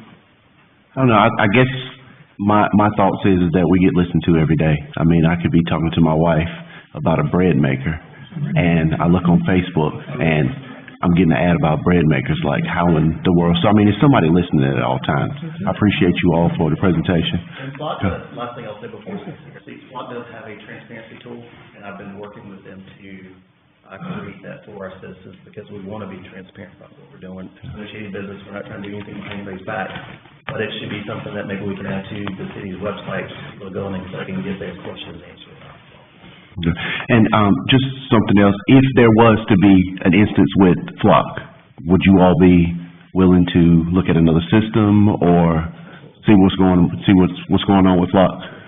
All right. I think Flock, like if we use this to go to court, I mean, they could be subpoenaed to court too, right? They could go as a witness. They wouldn't call us a witness if the defendant chose to. So I mean, they would go to court and stuff. Cool. Commissioner Kaczynski? So, with all the house cameras that are everywhere, blinks and rings and God only knows what other ones there are, those are just tools that you use also for investigating. I do know that Sheriff Fountain told me last night that they're putting up 30 flock cameras in the county. He's going to ask for them. That the county doesn't have any, and that he's going to ask for 30 of them. So apparently it is a great tool. I know when it came up for a vote here, we were all in favor of it. And I'm really proud of the fact that we do have them, and it is curtailing the crime. and that it helps you all so much, because it's very hard to do the job that you do. Yes, thank you all. Thank you so much. Thank you.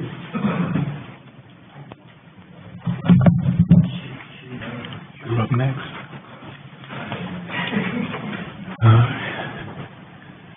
Discussion of, enacting the 2026 town hall meetings, and that will be me. I just wanted to discuss the fact of bringing back, town hall meetings, because I think they're very, very vital to our community, and, one of the things that I ran on was bringing Creedmoor back to Creedmoor. And as I look around and as I drive around, I'm seeing a lot of people moving into the Creedmoor area that don't per se have the Creedmoor values. And it's my job, I feel, and it's our job, I feel, to teach Creedmoor values. That's to love, peace, honor thy brother, take care of home. So what I wanted to do is I wanted to enact town meetings, probably look around maybe March or April to have town hall meetings in the Willow Oak Room. When I looked up town hall meetings, it says the purpose of a town hall meeting is to create a direct, open forum for leaders to communicate with the public, fostering transparency, gathering feedback, and discussing community issues, policies, or changes through direct questions and answers, building trust and promoting civic engagement or alignment. They inform, listen, and facilitate two-way conversations on everything from local budgets to new strategies. I feel that if we do this, it will give the public the access to ask us those hard questions. Questions that we can't wiggle out of, questions that we'll have to answer directly to the best of our knowledge. It will give us feedback on things that will make Creedmoor great. Transparency, building trust, confidence by showing openness and honesty, allowing people to understand decisions and feel heard. I think that's very, very, very important to our city of Creedmoor. It's just something I wanted to discuss. I hadn't made a motion or anything. I just wanted to see how the commissioners felt about it and just put it out there that that's one of the things that I want to start back in Creedmoor. Commissioner Moss? Yes, sir. I was just going to ask, I don't know if this needs a motion. If it does, I'll be prepared to make it. But I did want to say I support your initiative 100%, sir. And you said something very important. You're bringing it back. Town hall meetings actually, sometimes my history helps me and sometimes it hurts me, but in this case, it's going to help me. Town hall meetings actually began in the early 1990s with the late Mayor Otha Piper, who had they were just community meetings that he went around to different churches to do it. As mayor, I did it here at City Hall, and we started in 2000. That was my first official act as mayor, was to implement town hall meetings. And I think they were discontinued sometime maybe after 2017. But I fully support it. I think it's a great thought, and we're always talking about getting the community engaged in what we do, and I think this is yet another way that we might could go about doing that. So thank you for your initiative. Thank you, Commissioner. I concur and I support it also. All right. Thank you. Commissioner Gleason? I can't argue that the more we can get the public involved, the better off we'll be. Yes, sir. We have 2 town hall meetings here a month. You're here at one tonight. Town hall meetings are a little tough when it comes to having a board there. You could have a town hall meeting with one of the commissioners or 2 of the commissioners. You can't answer any questions. You can't move as a board.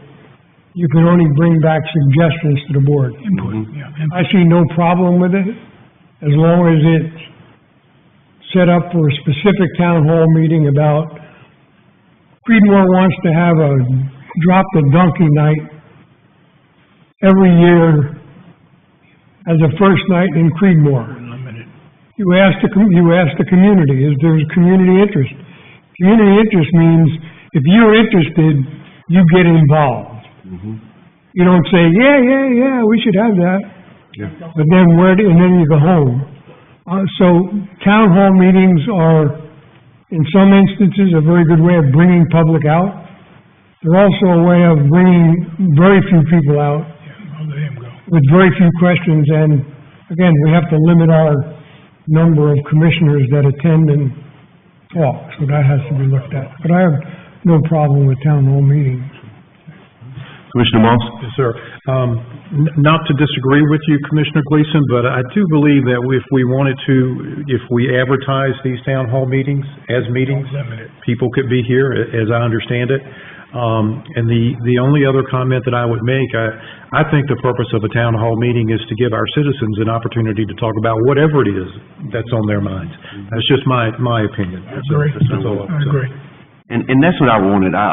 Just no agenda, just whatever's on your mind, bring it to us. If we can answer it, we can answer it. If we can't answer it. If we have to bring it to the board, then we can answer it. But just to give our citizens direct access. I mean, because some people don't want to come to a meeting at 6 o'clock on Tuesday night. I mean, but if you have an initiative, maybe do hot dogs, maybe do cookies, snacks, maybe put up flyers around town. Hey, we're having a big town hall meeting. You say you want to get involved. I've had numerous people tell me they want to get involved. How do I get involved? Well, this is how you get involved. Come to the town hall meeting. Put your name down as a person that wants to help out, and we'll go from there.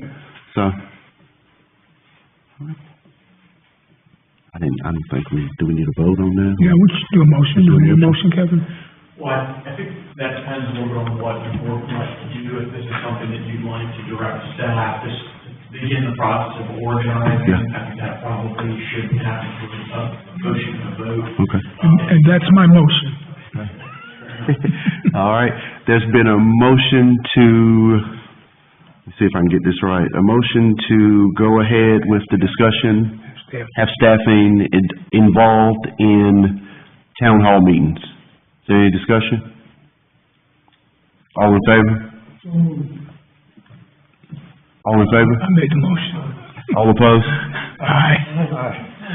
I made the motion. I voted yes, by the way. Yes. Let's do it again. It's been a motion to have staff involved in our, it's been a motion by Mayor Pro Tem that we have staff involved in our town hall meetings. All those in favor? Aye. All those opposed? Motion carries 5-0. All right. Stop trying to steal my stuff. Martin Luther King breakfast discussion by Mayor Pro Tem Wilkins. Thank you, Mr. Mayor. So a few months ago, Reverend Gooch from the Granville County Human Relations Commission came down and asked us if we would incorporate our Martin Luther King breakfast in with the county. At the time, I had no previous knowledge of it. I was kind of surprised by it. Additionally, we had pretty much set it up for 2026, including getting a speaker. So I voted not to do that. In subsequent discussions with Reverend Gooch and others, I am now in favor of letting Granville County take over our Martin Luther King breakfast beginning in 2027. So I'd like to make a motion that we do that after discussion. Any discussion? Commissioner Kaczynski? So, as of today, we are at full capacity at our Martin Luther King breakfast here in the Creedmoor Community Center. And I'm not against giving it to the HRC. That's not the point is. Oxford has theirs planned, the HRC has their plan for Oxford for the same day. And I would like to hold off on this vote, if it's possible, until after Martin Luther King's breakfast in both places, because I don't think we have a place in Granville County that's large enough if we all go together. I don't think we have a place that will be large enough to hold everybody at one time. So what I'd like to do is see if we would be willing to wait until after our Martin Luther King breakfast and theirs to see how it all falls out, because, I mean, like I said, I'm not against it, but it might not be logistically possible. So that's a request for the motion. All right. Commissioner Gleason? No one has disagreed with my fellow commissioner, but when I brought this to the floor, the reason doing it was that neither, you answered one of the questions, neither place had enough room to handle everybody. There had been an agreement made with the city of Creedmoor to use the arena in Butner. There would be some logistic things that the city might need to supply, that Butner might need to supply, But the bottom line is the reasoning for consolidating this Martin Luther King breakfast in one location in Granville County is so that they can handle everybody that wants to be there and not say we can only have 200 here or 150 here. So that's the reason. So if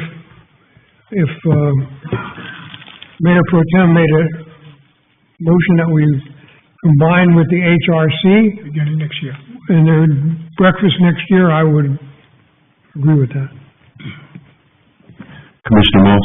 Yes, sir. Just to give you a little bit more history on that, so the Granville County Human Relations Commission has been hosting the breakfast for Reverend Daniel for as long as I can remember.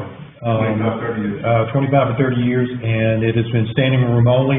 It's hosted at First Baptist Church in Oxford, and it's a huge crowd, but they've got the space to do it, and I would suspect that is where they'll go back to. Pretty good breakfast, too. Yep. Commissioner Gleason? Again, the reason that this went, as far as the Human Relations Commission, first, let me take it back. Creedmoor didn't start its Martin Luther King breakfast to step on anybody's toes. Oxford stopped being able to do it.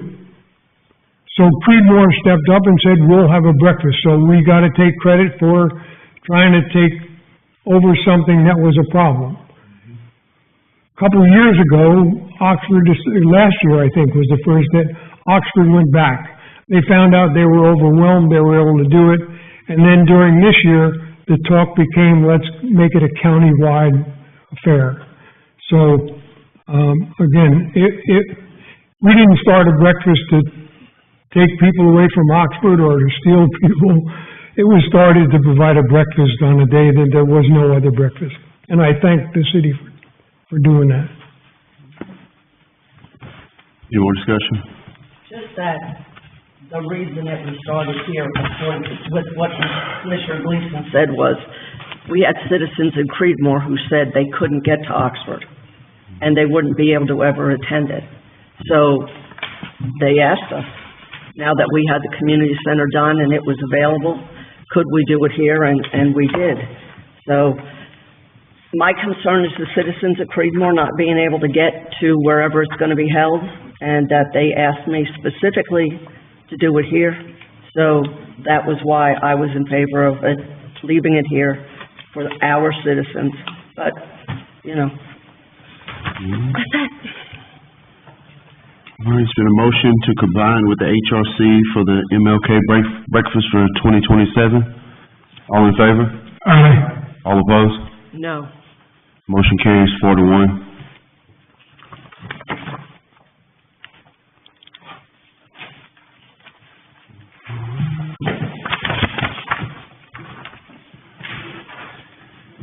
Going down to 10E, the declaration of surplus property.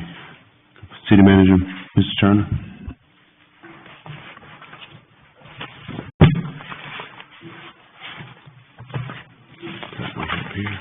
Public Works Department, I wanted to pull this for a reason, but anyway, the Public Works Department purchased 2 new vehicles, one in 25, one in 26.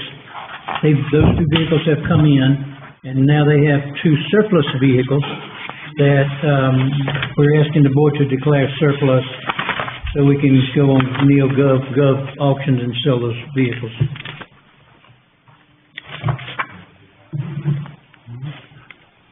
Any discussion? Commissioner Kuzinski? So one of these vehicles has only 58,568 miles on it.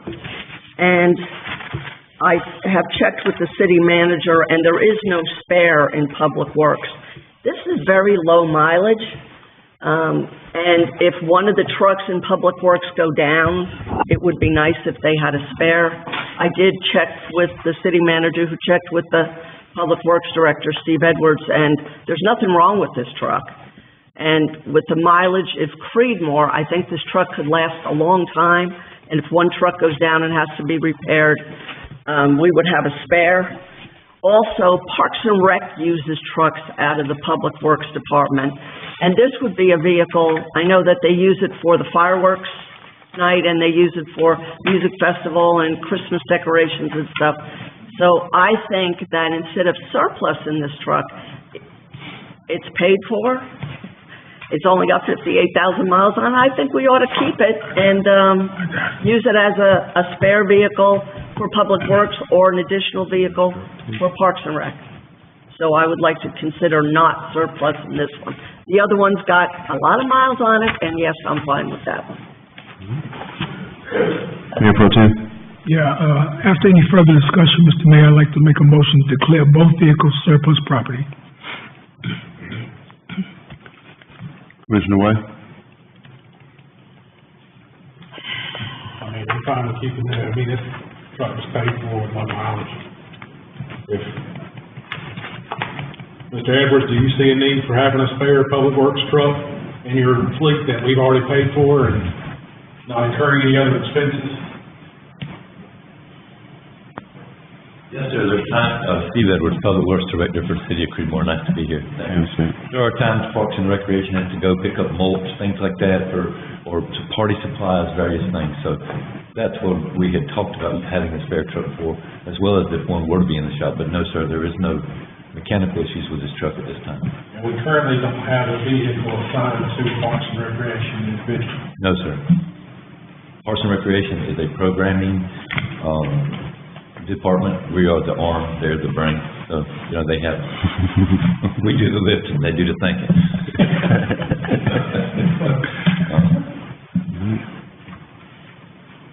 And you have one city vehicle here that's available. I suppose if you have training or the Parks Director has to go to a conference, this wouldn't be something for a conference, obviously, but if you have to go to Lowe's. But it's going to be mulch. Yeah, or if you gotta go to a couple bales of wheat straw and, some pumpkins for something that Angie or whoever wants to do, you have this to check out. But, any other questions? Mayor Pro Tem? So let me ask a crazy question. If that is the case, why are both trucks on this agenda if one was to be kept? I'm confused.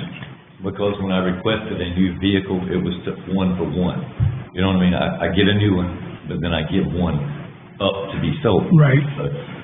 But the thought of adding a vehicle for parks or having a spare vehicle, that conversation never occurred. Never occurred till tonight. Recently, yes, sir.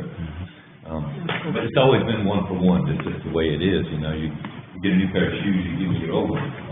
Same with you. And what's the expense keeping this old truck? Because the commissioner said no expense, and I find it hard to believe. I'm not sure what the insurance would be.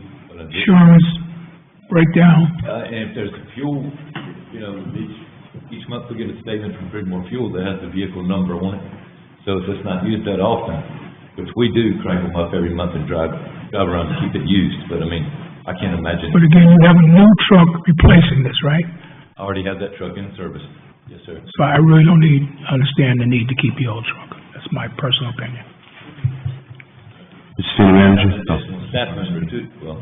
Go ahead, Mr. Edwards. You did approve an additional FTE from me this year, and I appreciate that very much. His focus is going to be primarily stormwater. He's not out of his probation period just yet, so we're exposing him to some other things, but primarily his focus is stormwater.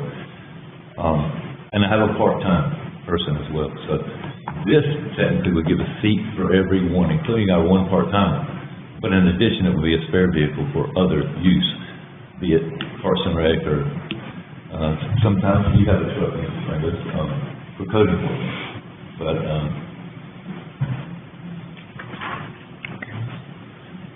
Mr. City Manager?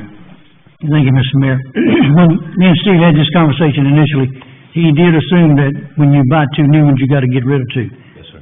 He did not know he had the option to keep one of these vehicles, and so when he's gone back and he's reassessed it. He's looked at all the different ways that he can use it. He shared with Parks and Rec. So I don't have any concern at all about leaving surplus in one vehicle and leaving the other one in his shop to use as he deemed appropriate. That answers my question. I just couldn't understand why they both wanted it. That makes perfect sense. Yes, sir. Thank you, he could speak a lot clearer. Commissioner White? I would just make a motion to remove the 2013 Chevrolet identified by city vehicle number M. Mary 2, back into circulation with Public Works and the community development and what other city department that may need the use of the truck, and declare the 2005 Chevrolet notified city vehicle number M-Mary 4 as surplus.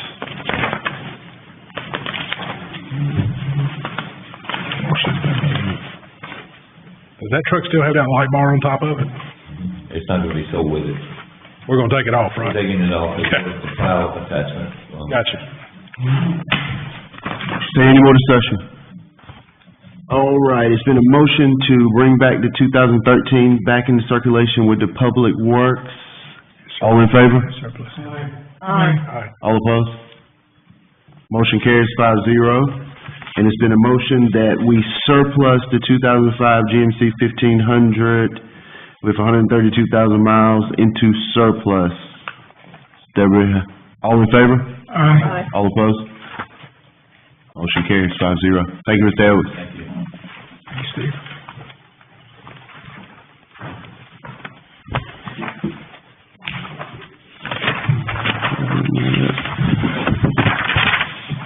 All right.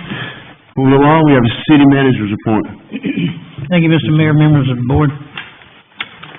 For the month of December 2025, there were 22 work orders opened for BC3 and 23 were closed.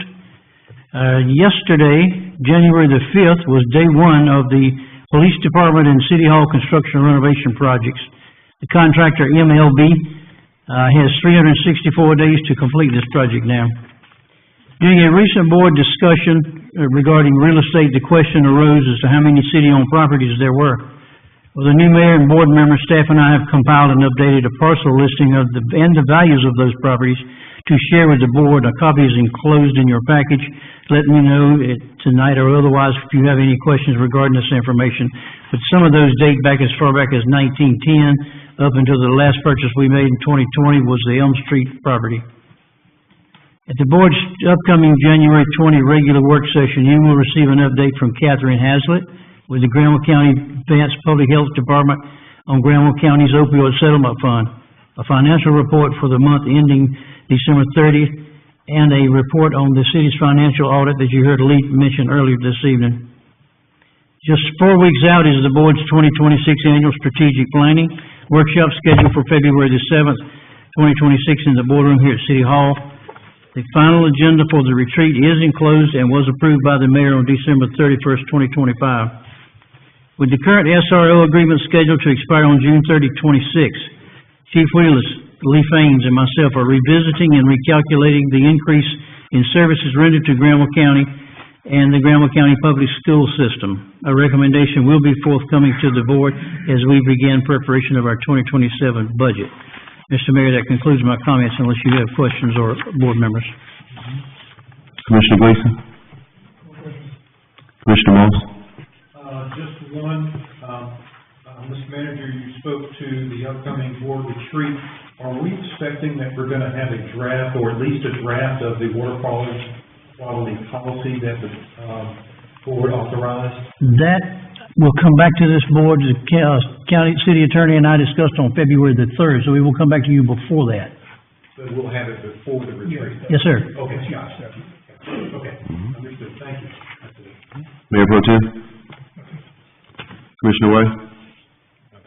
Commissioner Kaczynski? Nothing. All right. Manager department, his report.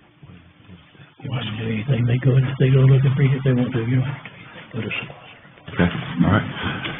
So we have Seguasa report? The last information that I had from the Seguasa meeting from December was the water media filtration replacement items were starting to come in. Hopefully we will have an updated report on everything at the meeting next Tuesday night. Thank you. Water quality Creedmoor service area requests have been sent to Seguasa since the link was put on Facebook, and I have gotten a report from the executive director today. Between December 1st, 2025 and December 2nd, 2026, we received 13 water quality service reports.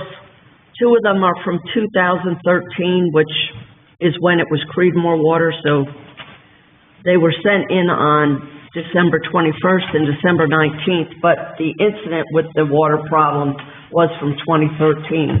There's one from 2022, there's one from 2024, and the top 9 are all from 2025 between December 1st and December 20th. The issues range from, actually, let me see. The issues are not on this report, so I don't know exactly what was wrong with them. But those are the reports, so there were a total of 9 in the last month. And I thank the people who put the links out there on social media. I've given them before, Seguas has given them, but this was very effective. Second thing I have to say is TTHMs. TTHMs were a problem back in 2017. From 2017 until 2020. In 2020, there was a $15 million upgrade to the water plant for that.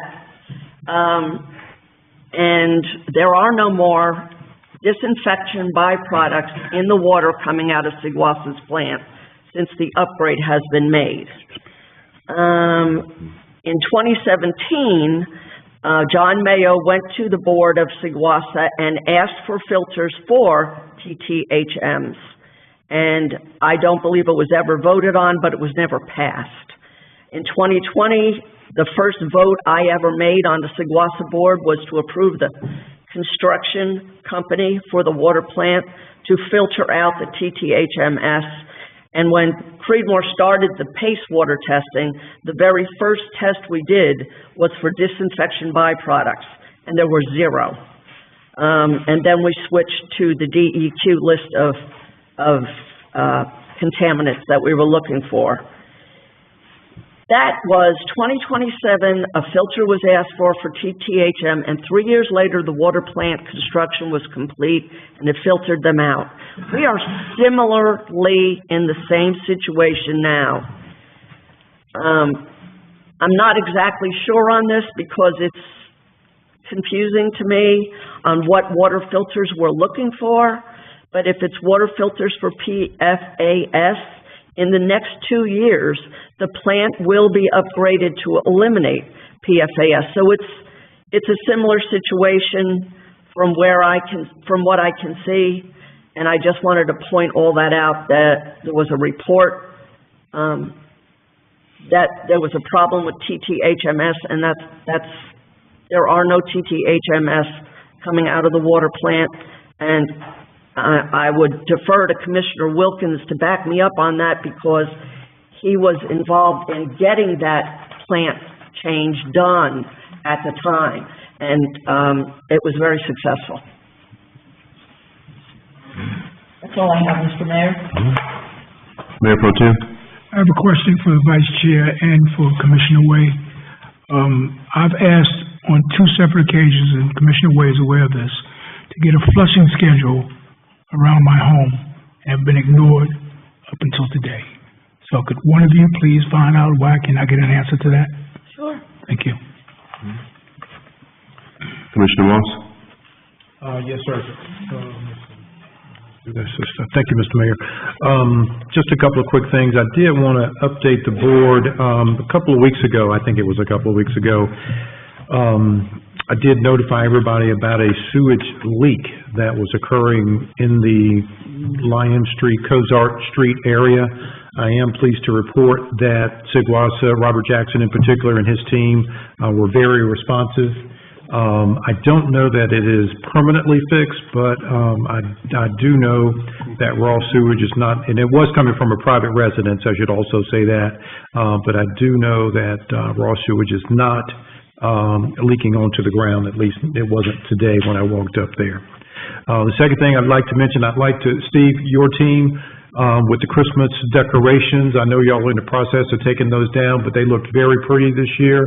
So I'd like to thank your team for their work on our behalf. And, Mr. Manager, I know you'll thank, Angie and her folks for what they did at the Christmas tree lighting and the Christmas parade and all of that.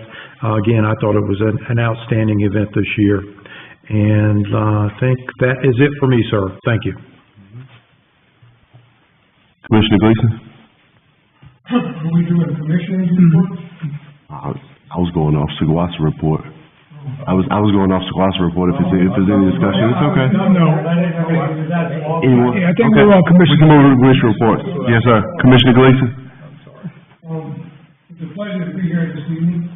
I attended the December 2nd meeting and went from here at home and then a boxcar to my suite at the Duke Regional Hotel, which I was there, from December 2nd, basically, till I came home on Christmas Eve. I want to thank this board for their attention and concern, and my many friends here in the audience and people that were, residents. I live in the best subdivision homeowners association in the city of Creedmoor. Because the people in Golden Pond are special. Constant, I mean, it was just beyond belief. Bottom line is, I'm very happy to be here. I will probably be able to attend the next Blossom meeting, so I'm sure I was missed. You were missed. Called me up and asked. You were missed. So I didn't really do a whole lot this month as a commissioner, but I kept in touch. Thank you. Thank you, Commissioner Gleason. Commissioner Way? Was able to attend several of our holiday functions throughout the month of December, parades, and it's a very good time of year. Time with family and friends, reflect upon what you have, and looking forward to the new year ahead. Commissioner Kozinski? Well, I went to my first lyric committee meeting with you, Mr. Mayor, and it was very enlightening. I'm going to another one. Because we want to clean up Granville County, and we thank Commissioner May for leading this challenge for us. I attended a UNERBA meeting in December. I attended Mayor Casey Dover's swearing in and was pleasantly surprised when Mayor Downey walked in to swear in Commissioner Vicki Garrett, and he did an absolutely wonderful job. You did. He looked good, and he was perfect. I attended the Grinch games with the employees, and after that first gift, it was all downhill after that. It was lots and lots and lots of fun. We attended the tree lighting, the parade, South Granville Winter Concert. Commissioner Gleason, I know that you and your wife will love that. It was wonderful. I'm sorry you missed it. It was tremendous. Sergeant Barnes' retirement, and I am sorry to say that on December 24th, a former police chief from the city of Creedmoor, Dennis Williams, passed away. And he was loved. He wasn't here very long. I believe that Chief Wheelis got to meet him when he first came in. And I don't know if his daughter is listening, but I hope she is, and want her to know that he was my friend, and I will miss him a lot. And I wish we could have had a moment of silence for Chief Williams. Thank you, Commissioner Kozinski. Mayor Pro Tem? Yes, I attended the Christmas tree lighting on December the 5th, the Christmas parade on December the 6th. And on the 12th, I attended the swearing-in ceremony in Oxford. And I also attended the special school board meeting that evening. I think it's important that we listen to our constituents. And I was going to read this email from Mrs. Calloway, but she was pretty eloquent when she stood and spoke, so I will not do that. But based on the information we received from her, and further reinforced by the expressed concerns of our own community center staff indicating the water at our community center should not be used. Mr. City Manager and Board, I'm formally requesting that the City Manager immediately investigate and provide for us the estimated cost of installing certified water filter systems at the following municipal facilities: Community Center, Public Works, City Hall, and to be indoctrinated into the new city police department. And I'd like you to try to bring this back for our work session in February, if you can. The apparent reluctance of staff to utilize the water in at least one of these facilities, to me, raises serious questions regarding water quality and public confidence. It is incumbent upon the city to ensure that all employees, residents, and visitors have access to water that is not only compliant with regulatory standards, but also visibly clear, odor-free, and trusted by those who expect to use it daily.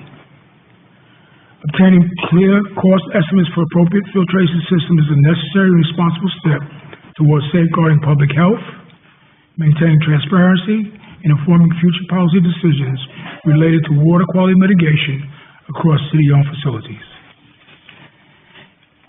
Now, despite the odds being stacked against me this evening, I'm going to continue to fight for water quality for every resident in Creedmoor. And I certainly look forward to our discussion on this on January the 20th. If you forgive this old preacher, I always go to scripture, and I bring up Nehemiah 4:14, the latter part of that verse says, "Remember the Lord, which is great and terrible, and fight for your brethren, your sons and your daughters, your wives and your houses." And that is something I will continue to do, fight. Thank you, sir. Thank you, Mayor Pro Tem. Brings up the mayor's report. I guess that'll be me. Commissioner Gleason. I don't want to belabor a point, but it seems that people, and Archie, I know you're for clean water. You started being for clean water about 3 years ago. I started being for clean water about 12 years ago. And I find it very disturbing when somebody wants to point out something and make it feel like he's the only person on this board that's for clean water. I'm for clean water. Mayor Moss, it's hard to call you commissioner. I've called you mayor so long. But I'm for clean water. And I think every person on this board is for clean water. We have different ideas of how to get the water clean, but we're all on the same side. Thank you. Mr. Mayor. Commissioner Moss. So, you know, we all have, and we can heavy sigh all we want, but we all have different perspectives on this issue. And I say this because I know it to be true. There are some in our community that blame Darrell for even being with Wassa, and that is true. My name is on the document for the asset purchase agreement. That is very true. And if I had to do it all over again, maybe I would have fought a little bit harder to find a different solution. But the circumstances were very different. But here we find ourselves in 2025 with citizens that are concerned about their drinking water. Again, it may meet certain standards, but there still is a concern, which means it's a concern for me. And as the Mayor Pro Tem just said, I will continue to fight as well. So thank you, sir. Thank you. That brings me into my mayor's report. You know, I like to go on quotes and scripture, and my Bible tells me that a house that is divided will not stand. And when I look at a house, it's all these different components that build that house. And that's what I want this board to represent. I want this board to represent the door. I want this door to represent the frames. I want this door to represent the faucet. I want this board to represent the underneath. Everybody on this board has something that they can bring. And if we stick together and work together, then I think we can accomplish great things. I feel that everybody up here wants clean water. I feel that everybody in the audience wants clean water. And we deserve clean water. Clean water was in the beginning. I mean, how our water got dirty over years and the chemicals and all that stuff is how.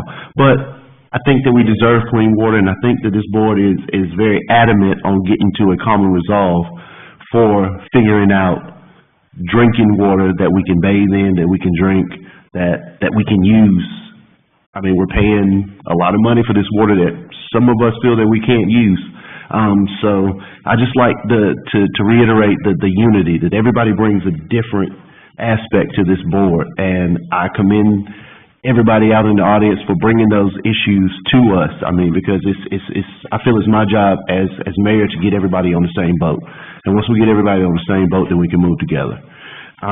With that being said, I'm starting to reach out to school principals, me and Madam Clerk.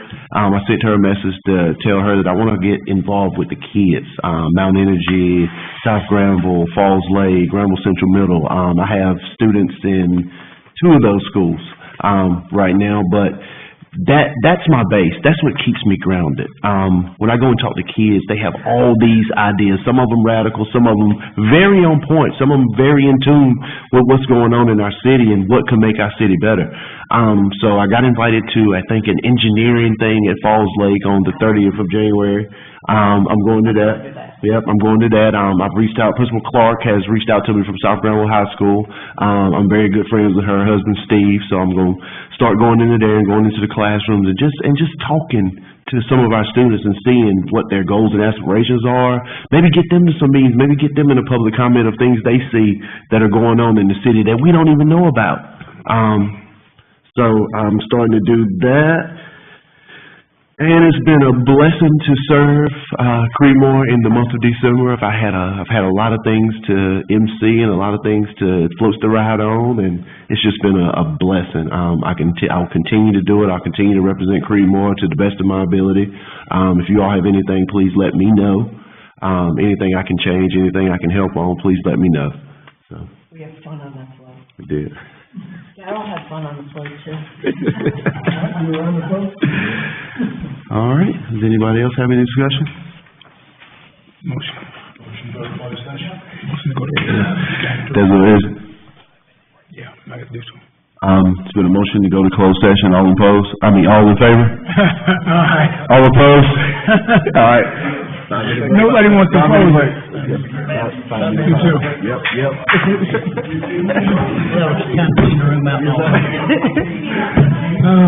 Hey, Trey. You get here on time, but not in time to